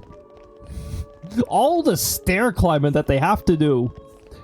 Like, how many times have we gone up and down these stairs during this part of the game? One play to find odd is Newt. Indeed.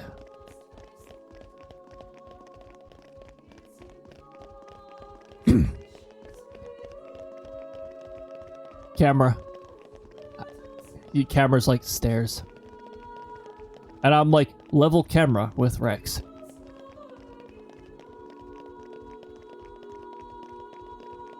Which is definitely asking for the camera to get stuck at some point. Blade with an Ardanian origin, making her loyal to Moradane. I mean, that is definitely really unique. Considering the Blade history, especially once you get to the part of the game that that tells you more about blades and their origins and all that good stuff.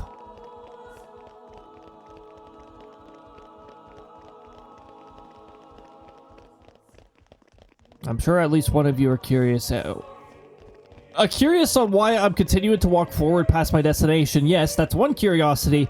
I'm certain that some of you are curious on, like, what Mithra's default appearance. She shows a lot more skin, I'll say. And one of the cutscenes, at least one cutscene, points that out too.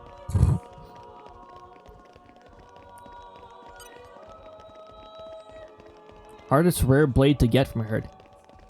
I must have gotten hell of a lucky then.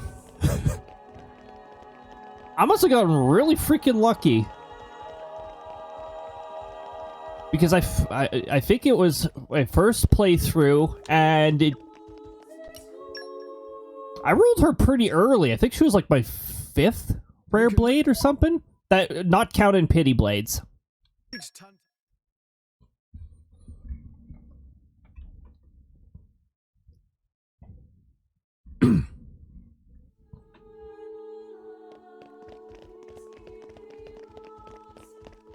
See, and I still don't have freaking Cosmos. I've gotten Telos. I actually got Telos shortly after I started New Game Plus.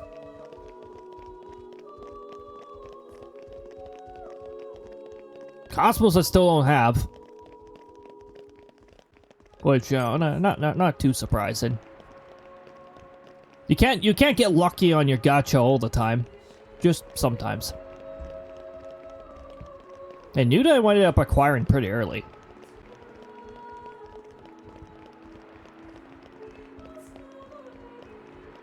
Yes, there are actually. I think Telos is one of those, in fact.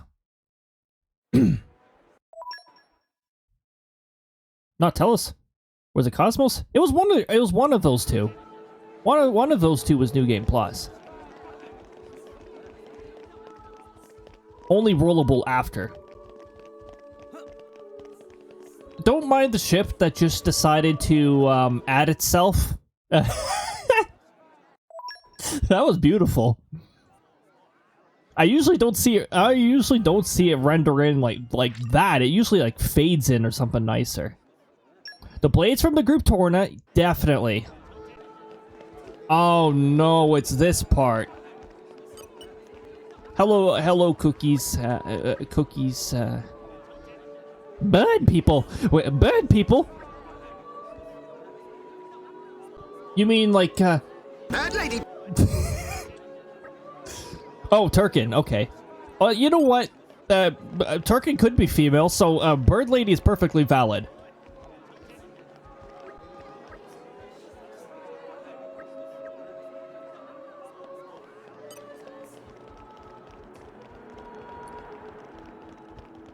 I do not know why that destination marker disappeared for a bit.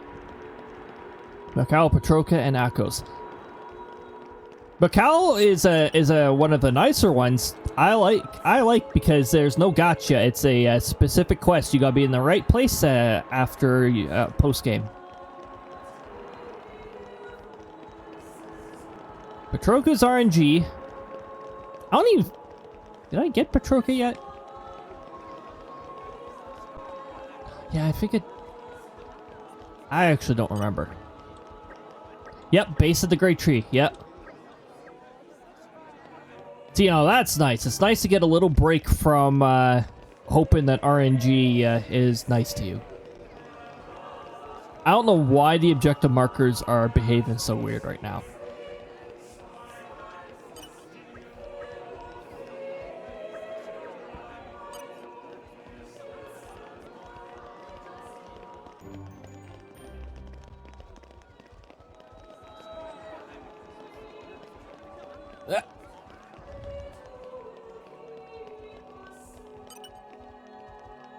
Siukan. Siukan. It's Selkin. Sokin. Wet.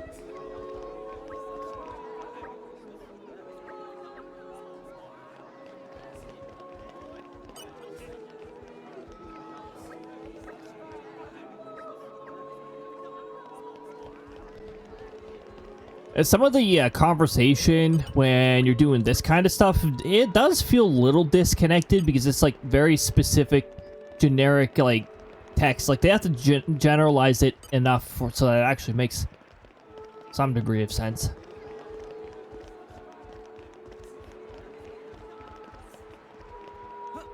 I think Poppy was trying to give me a hint of where I should be going. This way. It's fire. Hold on, let's just take a moment to stand on the fire. There we go. There is fire that can actually hurt you. It's in Indul. Or, not Indul. It's in, Tantal. But the small torches don't hurt you. You can just stand on them.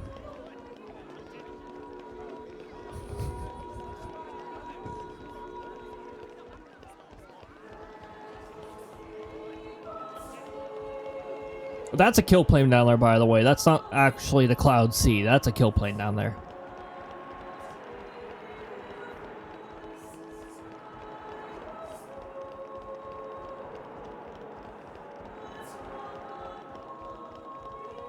Ah, Kalmid. You loaded in right on time.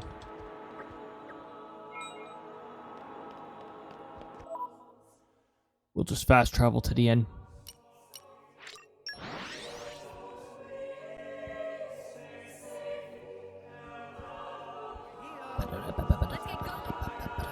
Oh no.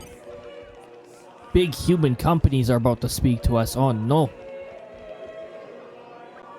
Not big corporate.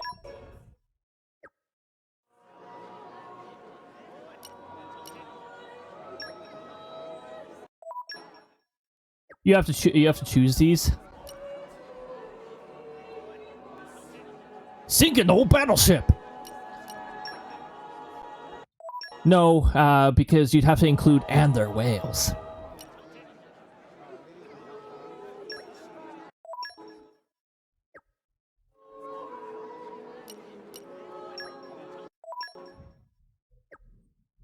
Reinstall Xenoblade Chronicles 2 to do a new playthrough. The Xenoblades as each playthrough is unique. It definitely is.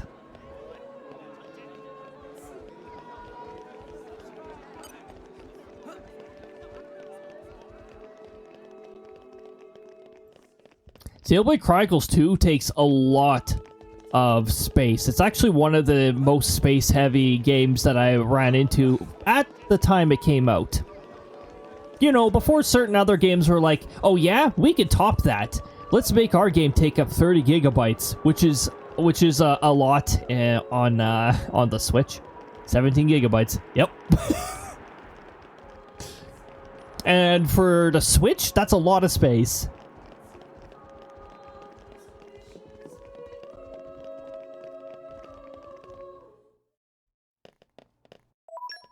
The big companies are speaking to anyone not immune to ads, unfortunately. Armory. Places in it. We discovered good place.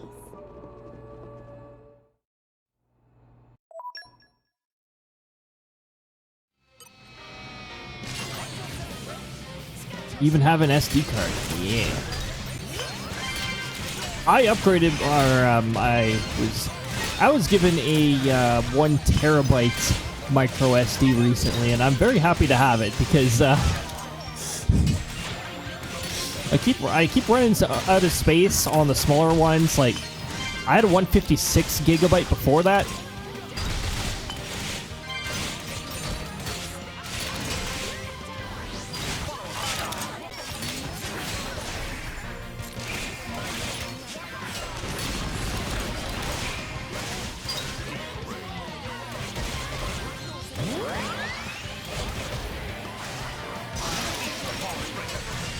Oh yeah, there's our joint combo finish.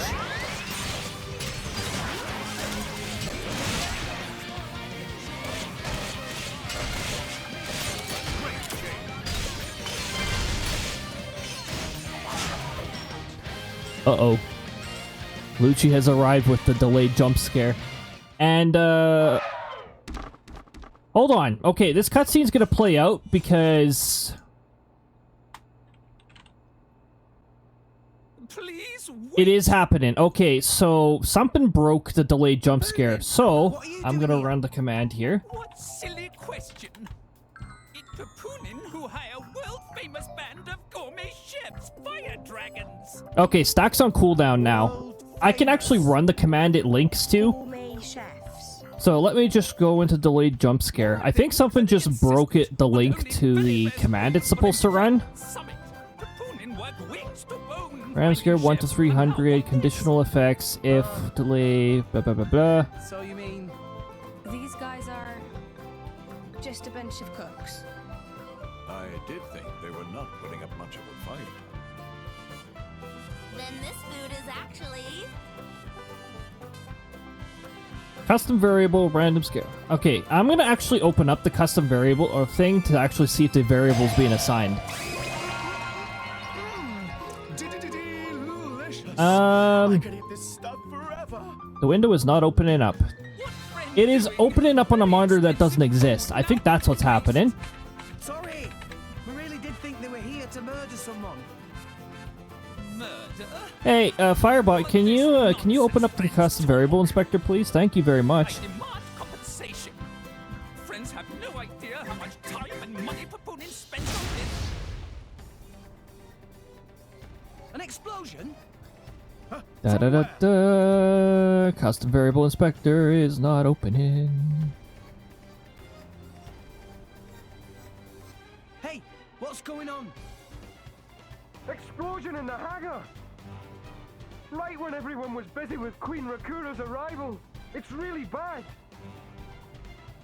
The Queen is here. Ah, This is it.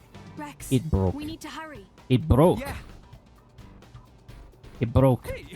Hey, wait! Hey, no running away! Compensation!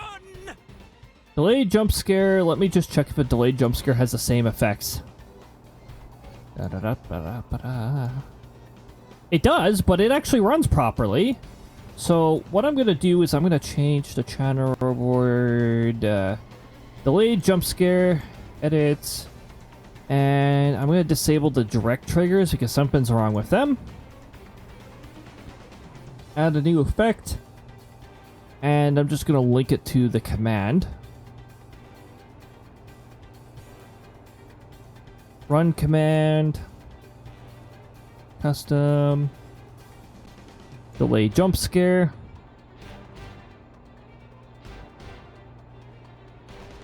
And it's not saving. Why is it not saving?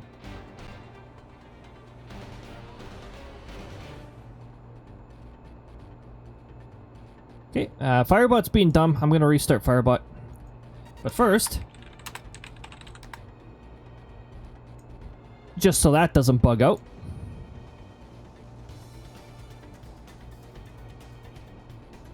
Oh, the ad timer's gonna be broken. Oh. Oh. Restart, Firebot. Restart. You're being stinky, Firebot.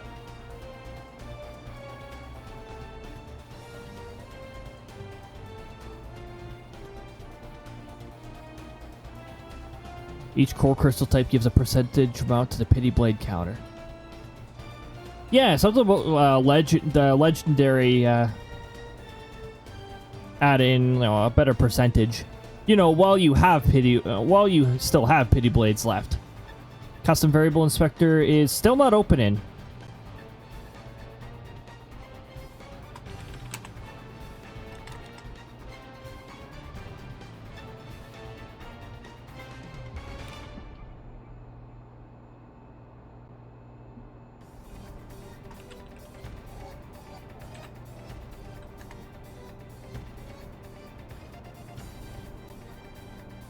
Okay, it didn't save the pause state for some reason.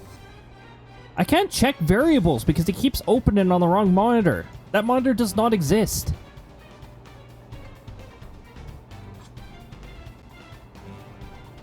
Okay, I'm gonna switch to the other monitor for a moment here.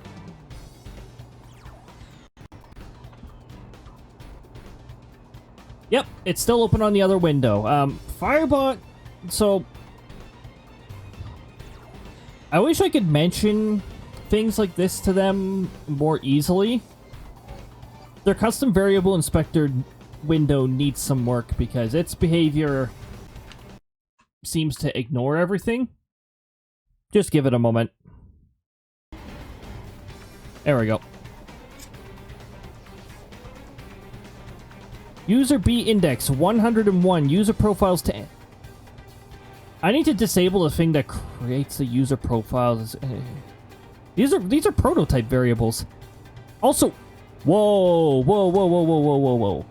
Oh, it just loaded a whole bunch of variables, and it did not load the one I'm looking for.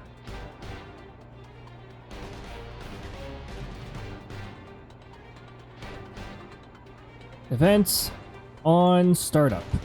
Edit.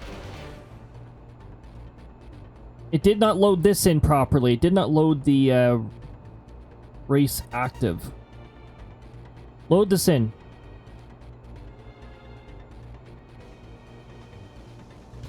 So it's just choosing what it's just choosing whatever it wants to load, it seems.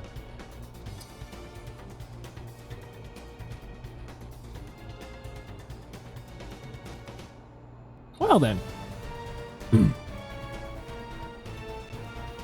Anyways, I think it's working again. Here, I might suffer for this. But also the delayed jump scare. Oh yeah, I restarted it while the delayed jump scare was still there. It's working properly now. I can see it getting accepted and put into the queue. I'm gonna close the variable inspector so I can't see what the timer is. There we go, it's working properly. Firebot was just being stupid. Okay. We are about to run into our second and final fight with Rosa!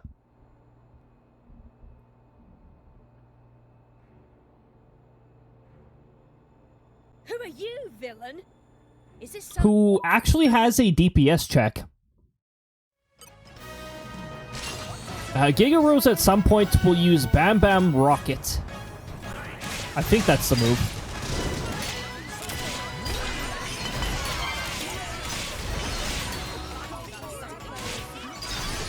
Yeah! Launch! Wait for it. Boom!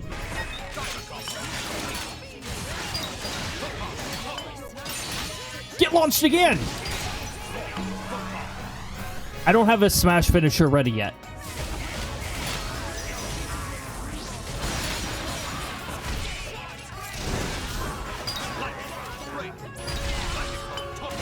Oh, jeez.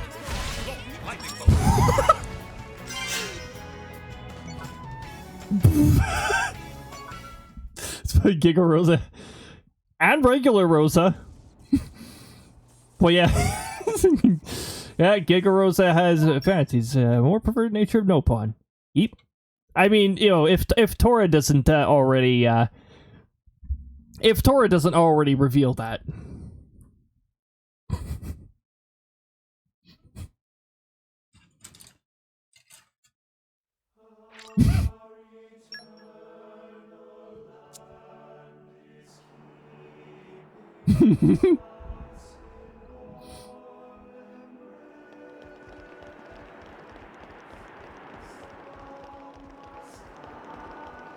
No, none of her. Yeah, we don't. Yeah. Tora's definitely an interesting one, though.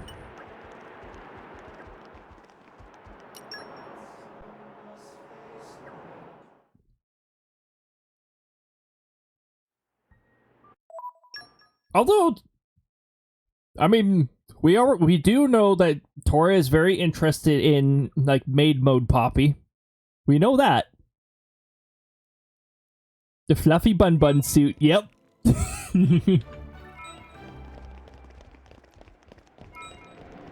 Aim for the capital of Tantal. Okay, where's my sniper?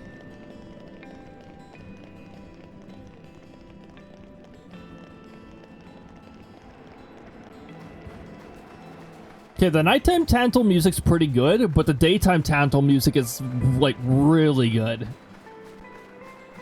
However, we have only just entered nighttime, so you might not hear it yet.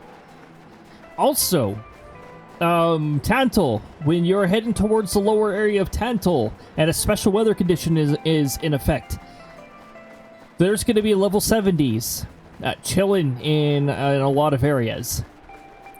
And you will want to stay away from them.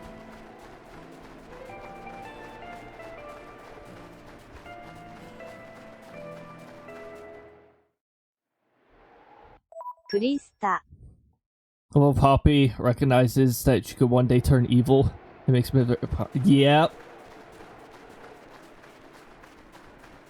Yeah, that happens a bit later. It's pretty touching. It's a touching cutscene. You got a lot of touching cutscenes.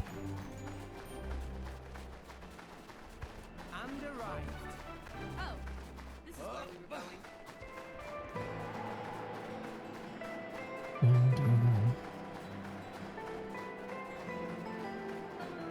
I think I usually take that way.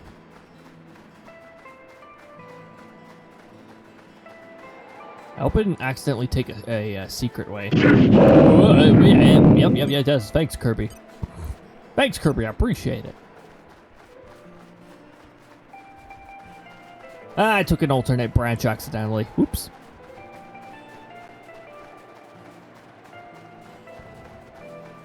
Wish I read their scenes differently depended on what form Poppy was in given different personality. That would have been pretty cool. Oh, there we go.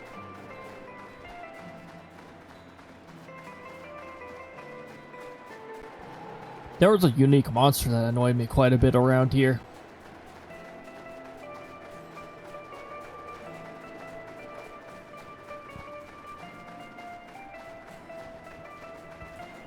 Cutie Pie is somewhat playful and rebellious. Yeah, I can't help but I like that. Perfect.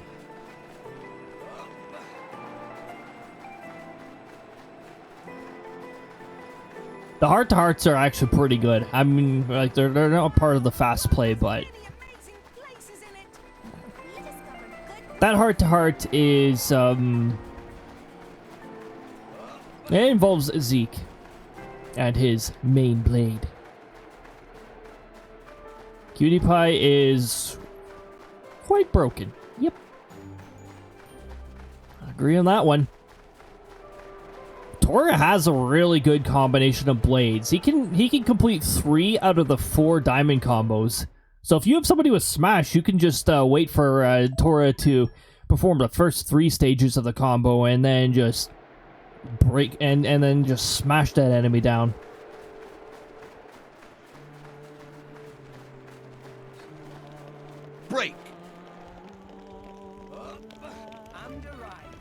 You have Tora the beta scope and you almost never miss a break. And...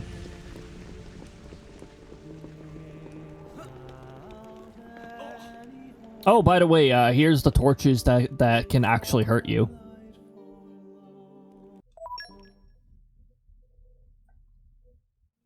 You can't just casually jump onto them, though. You have to jump on something, off of something, onto them.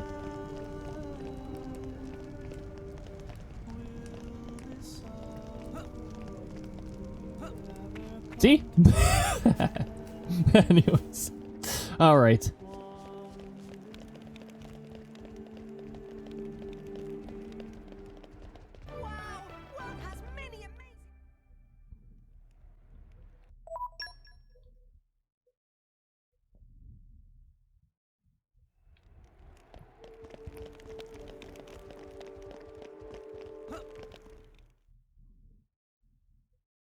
Get past here. More egg saves our arse from the events that play out here, and then we have to go save somebody else's arse. I wonder who.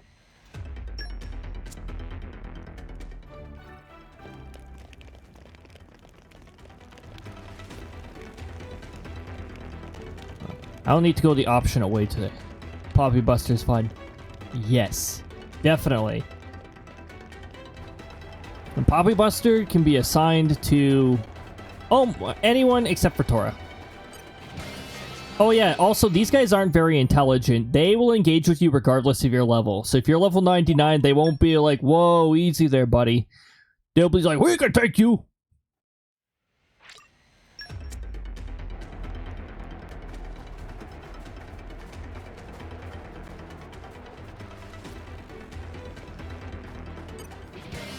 Crysta.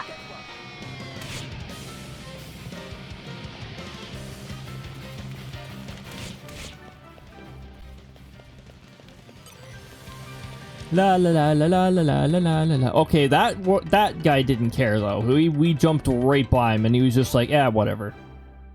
Well, but Poppy Buster is technically operated by Poppy, which is funny when they're both in battle. Yeah.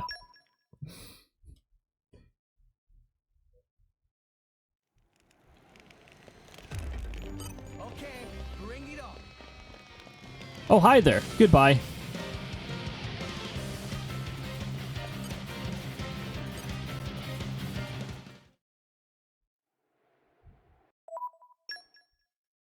Yep. Yep, getting Poppy Cutie Pie is a pain in the arse. Getting Poppy Buster is a pain in the arse. Quite a bit, so. Stop using your evasion, it wastes my time. Oh yeah, these guys like to spam.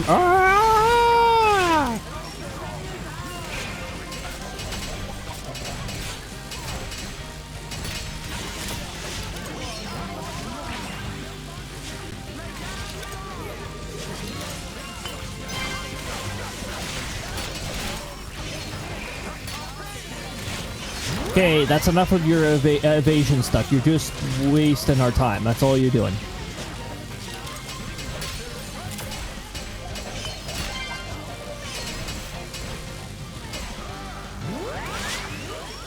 There we go. Oh, did you hear how crunchy that sound got? Holy. I just love that Poppy Buster actually gets stronger after each use of level 40 blade art. Yep. The longer the battle drags on, the more beautiful it becomes.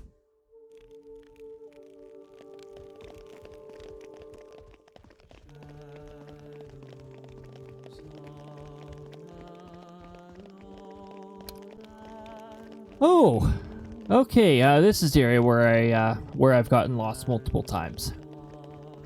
Figuring out which freaking way goes down. Proximity trigger. Oh no. We'll skip. The blade featured in the quest wasn't even loaded in.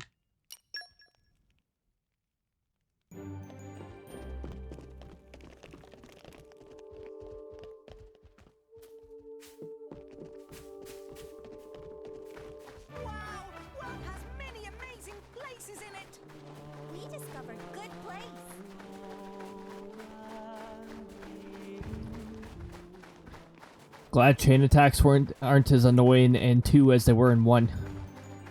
Yep. Thank goodness for that. No RNG involved. You just gotta know what you're doing with your chain attacks. Now let's hope that I'm going the right way. Let's see how many times I can go the wrong way. Or not know how to get down. I'm already going the wrong way because I think this goes towards an optional area. Ooh. Oh. I didn't even know there was a delayed jump scare in oh, wait a minute. That wasn't a delayed jump scare, was it? That would have played a lot louder if that was.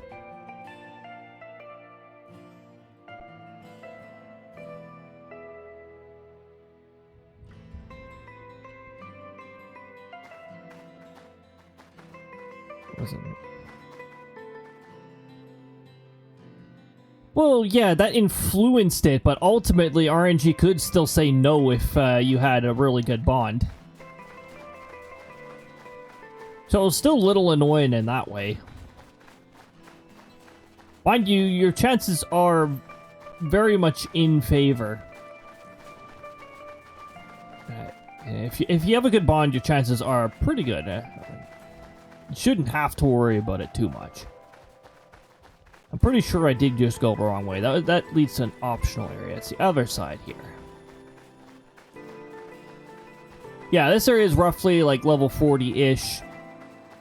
I suggest bumping your level a little higher than that because this boss fight coming up is actually pretty rough.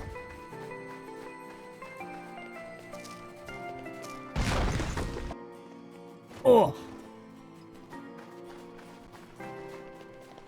Oh, I just went the right way.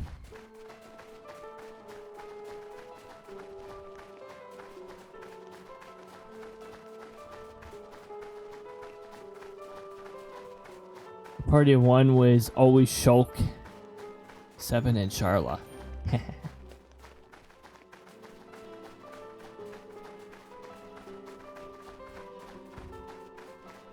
I tell you though, I winded up changing like playable characters to Melia shortly after unlocking Melia. Yeah, you know, me and the whole the closest party member to a black mage. I'm like, yes. Oh, that wasn't a proper fall, was it?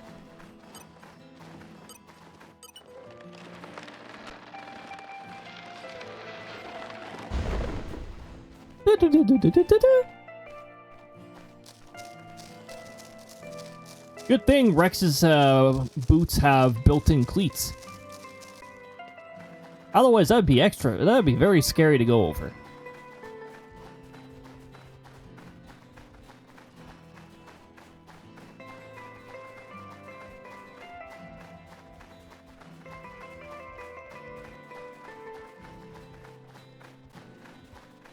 I actually, in my playthrough, I maxed out Melia's electric attack. I added a gem that boosted it as much as it could, and then it was just like, yeah, sure. And then we'll use her electrical aspect more often than the others. Perfect. Just make her electrical attacks in particular. Just melt the enemy with some electrical attacks.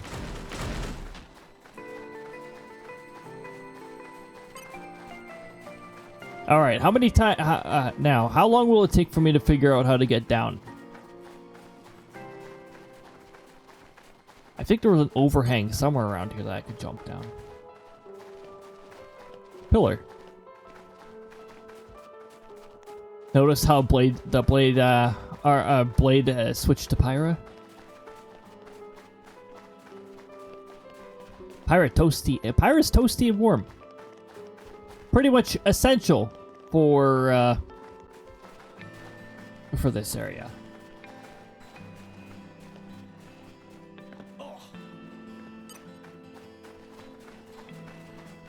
You heard of bold tackle, but have you heard of bold jump?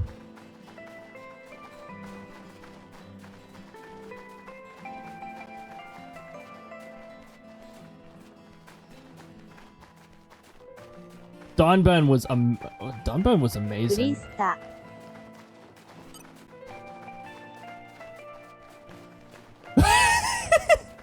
You know, out of all these times I've tried to jump on an enemy and land on them, that's one of the times where Collision tried to get me to land on an enemy.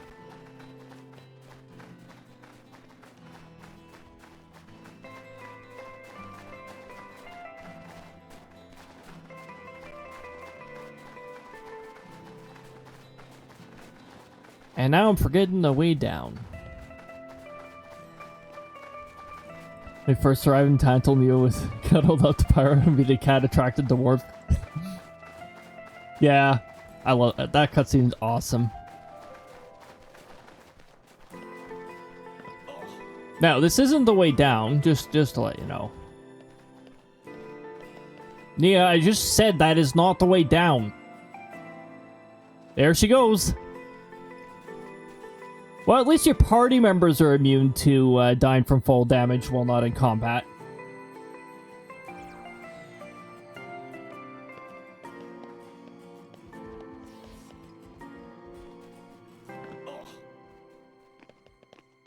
Now imagine if I could get away with shortcutting like this. Hey, Rex.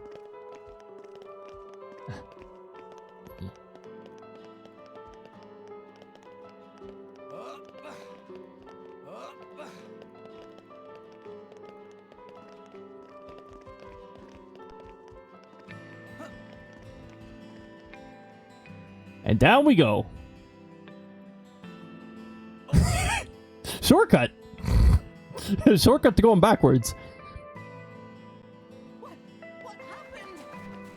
Next time lucky, Master Pawn.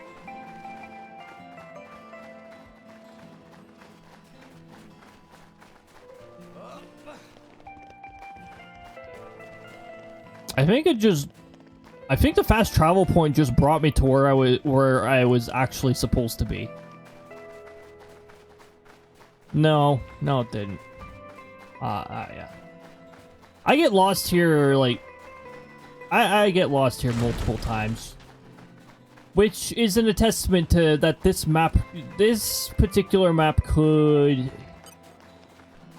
has plenty of room for improvement.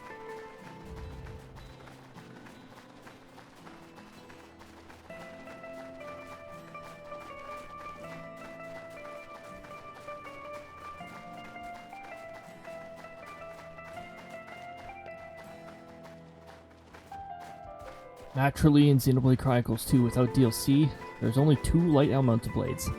Yeah, like light elemental was the rarest of the rare. Wouldn't it be amazing if I remembered where the hell to go?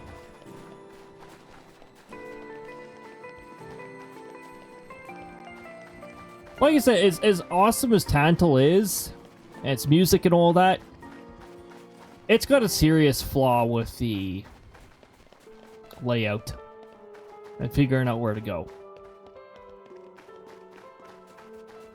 Casually finds the correct path.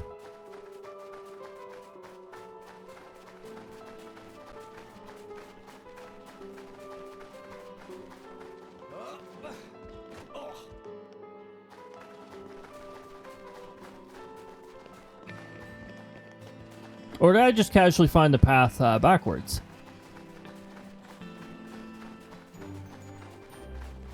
No, I'm pretty sure I'm moving somewhere. Somewhere that's hopefully forward. You don't know where forward is on this map.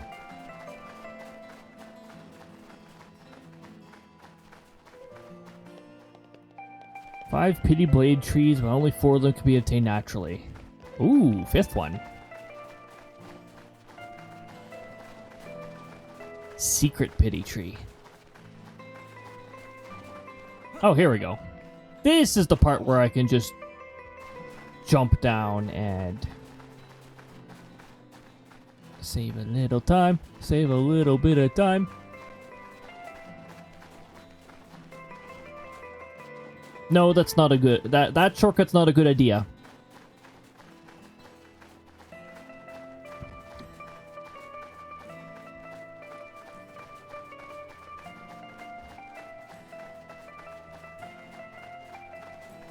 Hello. How are you?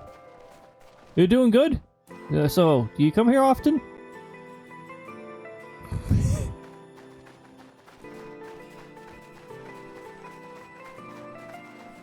One of them was accidentally pasted twice, making out. Oh, so that's what went on with that one.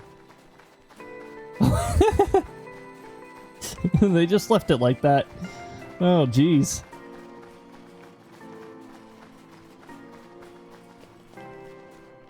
Okay, now we're moving forward. I've gotten unlost again for like the third time. Or fourth time. I think there was only 1 or 2 of my new game pluses where I didn't get lost right away here. Wasn't caught till later in release. Jeez. Let us face the day with a renewed vigor. There we go. You heard Nia. It is now morning. We get to hear Tantal Day. And we still got a decent distance to travel, so you'll probably get to hear at least 1 full loop.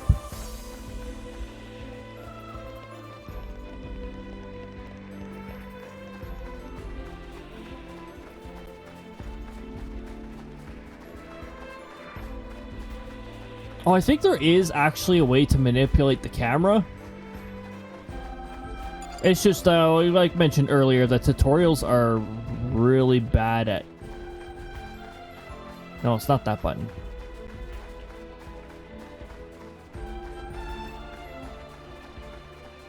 It's that button, okay. It's L and camera. Whoa. Now we're first person. Oh my goodness. Whoa. I mean, this is a really good way to like take a look at the map. Like, whoa. And you can sort of look at Pyra, but you can't get a good idea of what her actual height is because the camera doesn't exactly zoom. It zooms into Rex's back, not head. So I guess it's sort of an offset first person.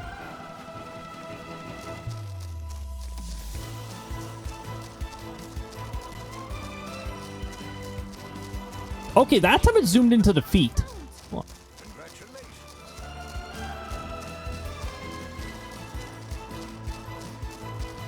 Feet. Legs.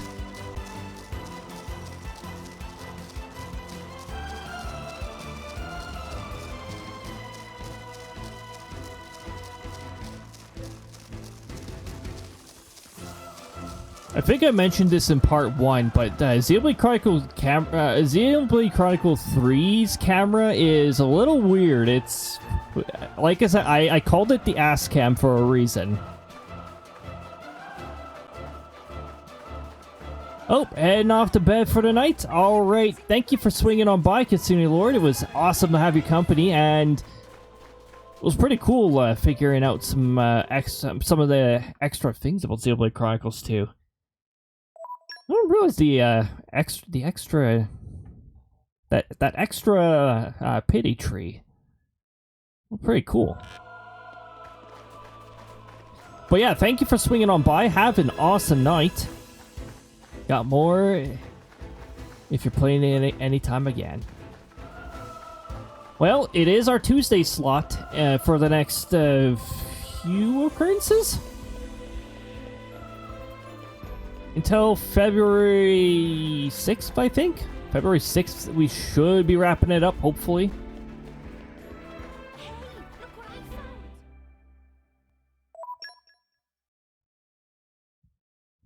But yeah, have an awesome night, take good care of yourself, and till next time, have a fantastic night.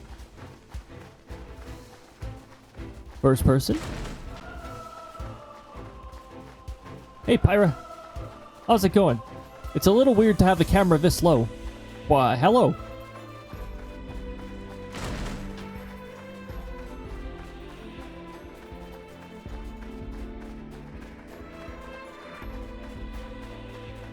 What sort of cutscenes would I do if I had a Crysta in a game that I was creating? I don't know. maybe Crysta would break the fourth wall and take the camera and be like, "Hey, look at this."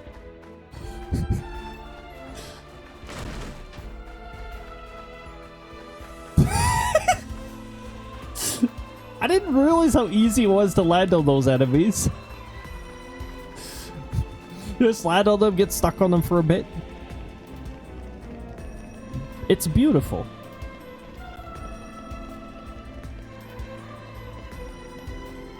I do like playing on like consoles and that because I could just move my mouse around and click on stuff while I'm walking through areas like this. I can play funny things like Soon. and lag the hell out of the stream apparently. I didn't lose any frames to that, did I? No, I didn't. I just killed the bitrate a little.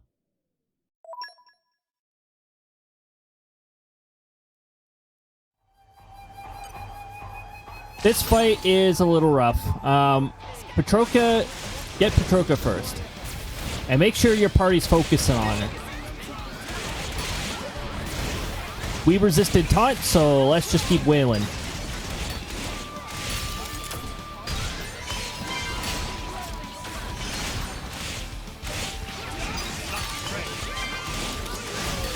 Lucky break.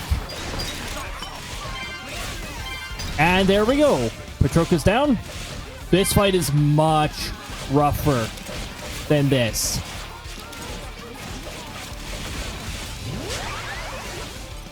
Also, it is near impossible to get blade combos because Akos here keeps summoning ads that kill your bonds. Or that kill your combos.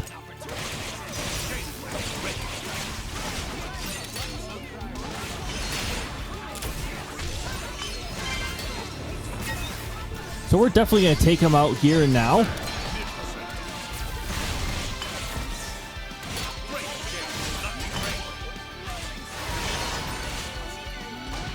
And also his healing's really annoying. So yeah, let's take him out.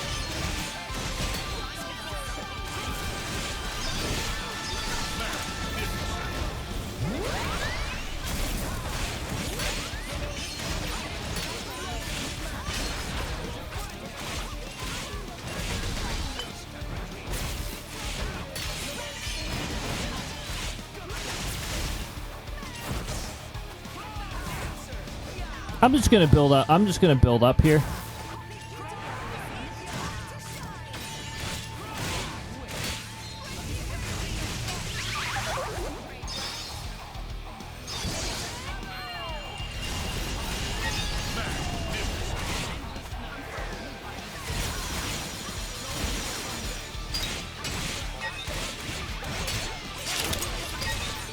Instant topple.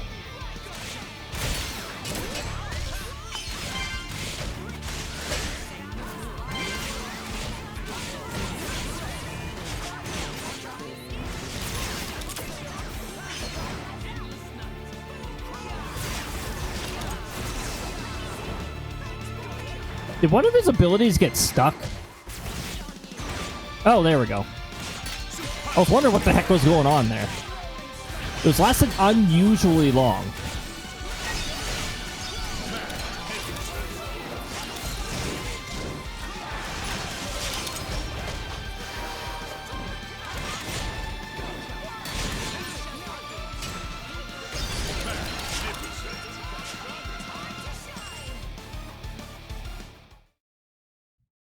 Also, yes, it is a little weird fighting Akos while we have Akos in our party. Don't worry about it. It's just a new game plus side effect. Also, Jin is now a lot scarier.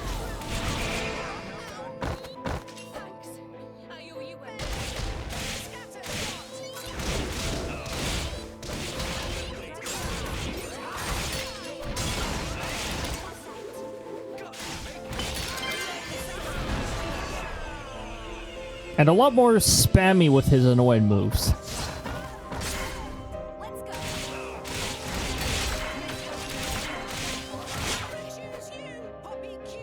Thankfully, you do not have to deplete all of his HP.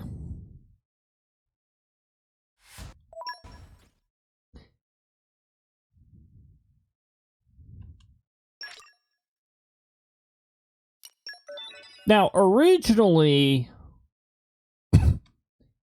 at this point, we would have lost Pyra and Mithra again.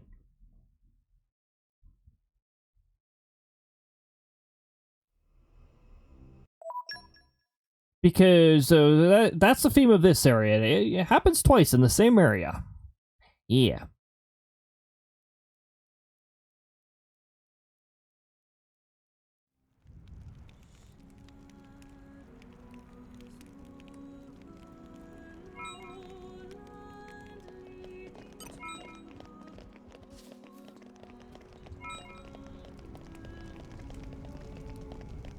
When the ad timer hits 5 minutes, if I can remember, I will hit the button to actually run it early, and maybe that'll fix the timer.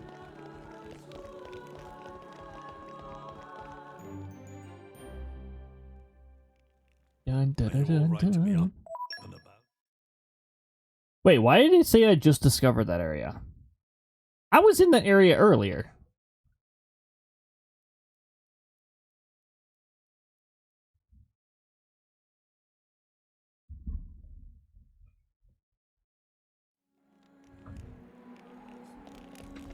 Oh, at this point, we should probably fast travel.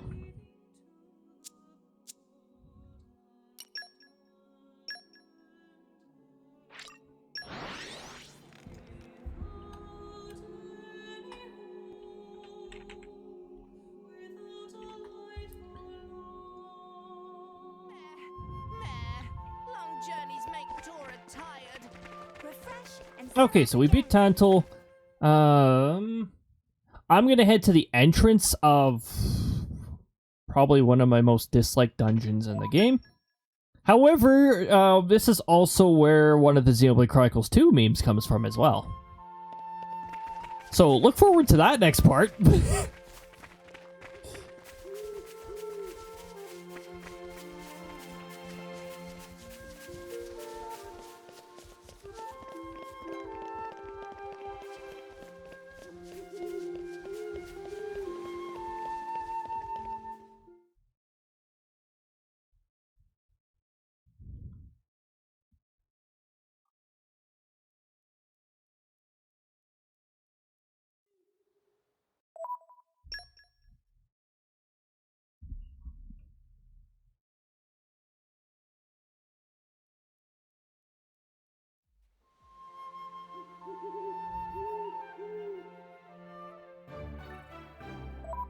So, yep, we got that open. We are now going to save. Let me see here. Alright, I'm going to take a look at who is online and chilling. I might just send you guys over to, like, someone who I usually send you to, but I'm just going to check if anybody's playing a game like I'm a... Like, you know how there's, like, certain games where, like, for instance... If I see somebody who's playing Xenoblade Chronicles, for instance, on my follow list, I'm like, oh, and then there we go.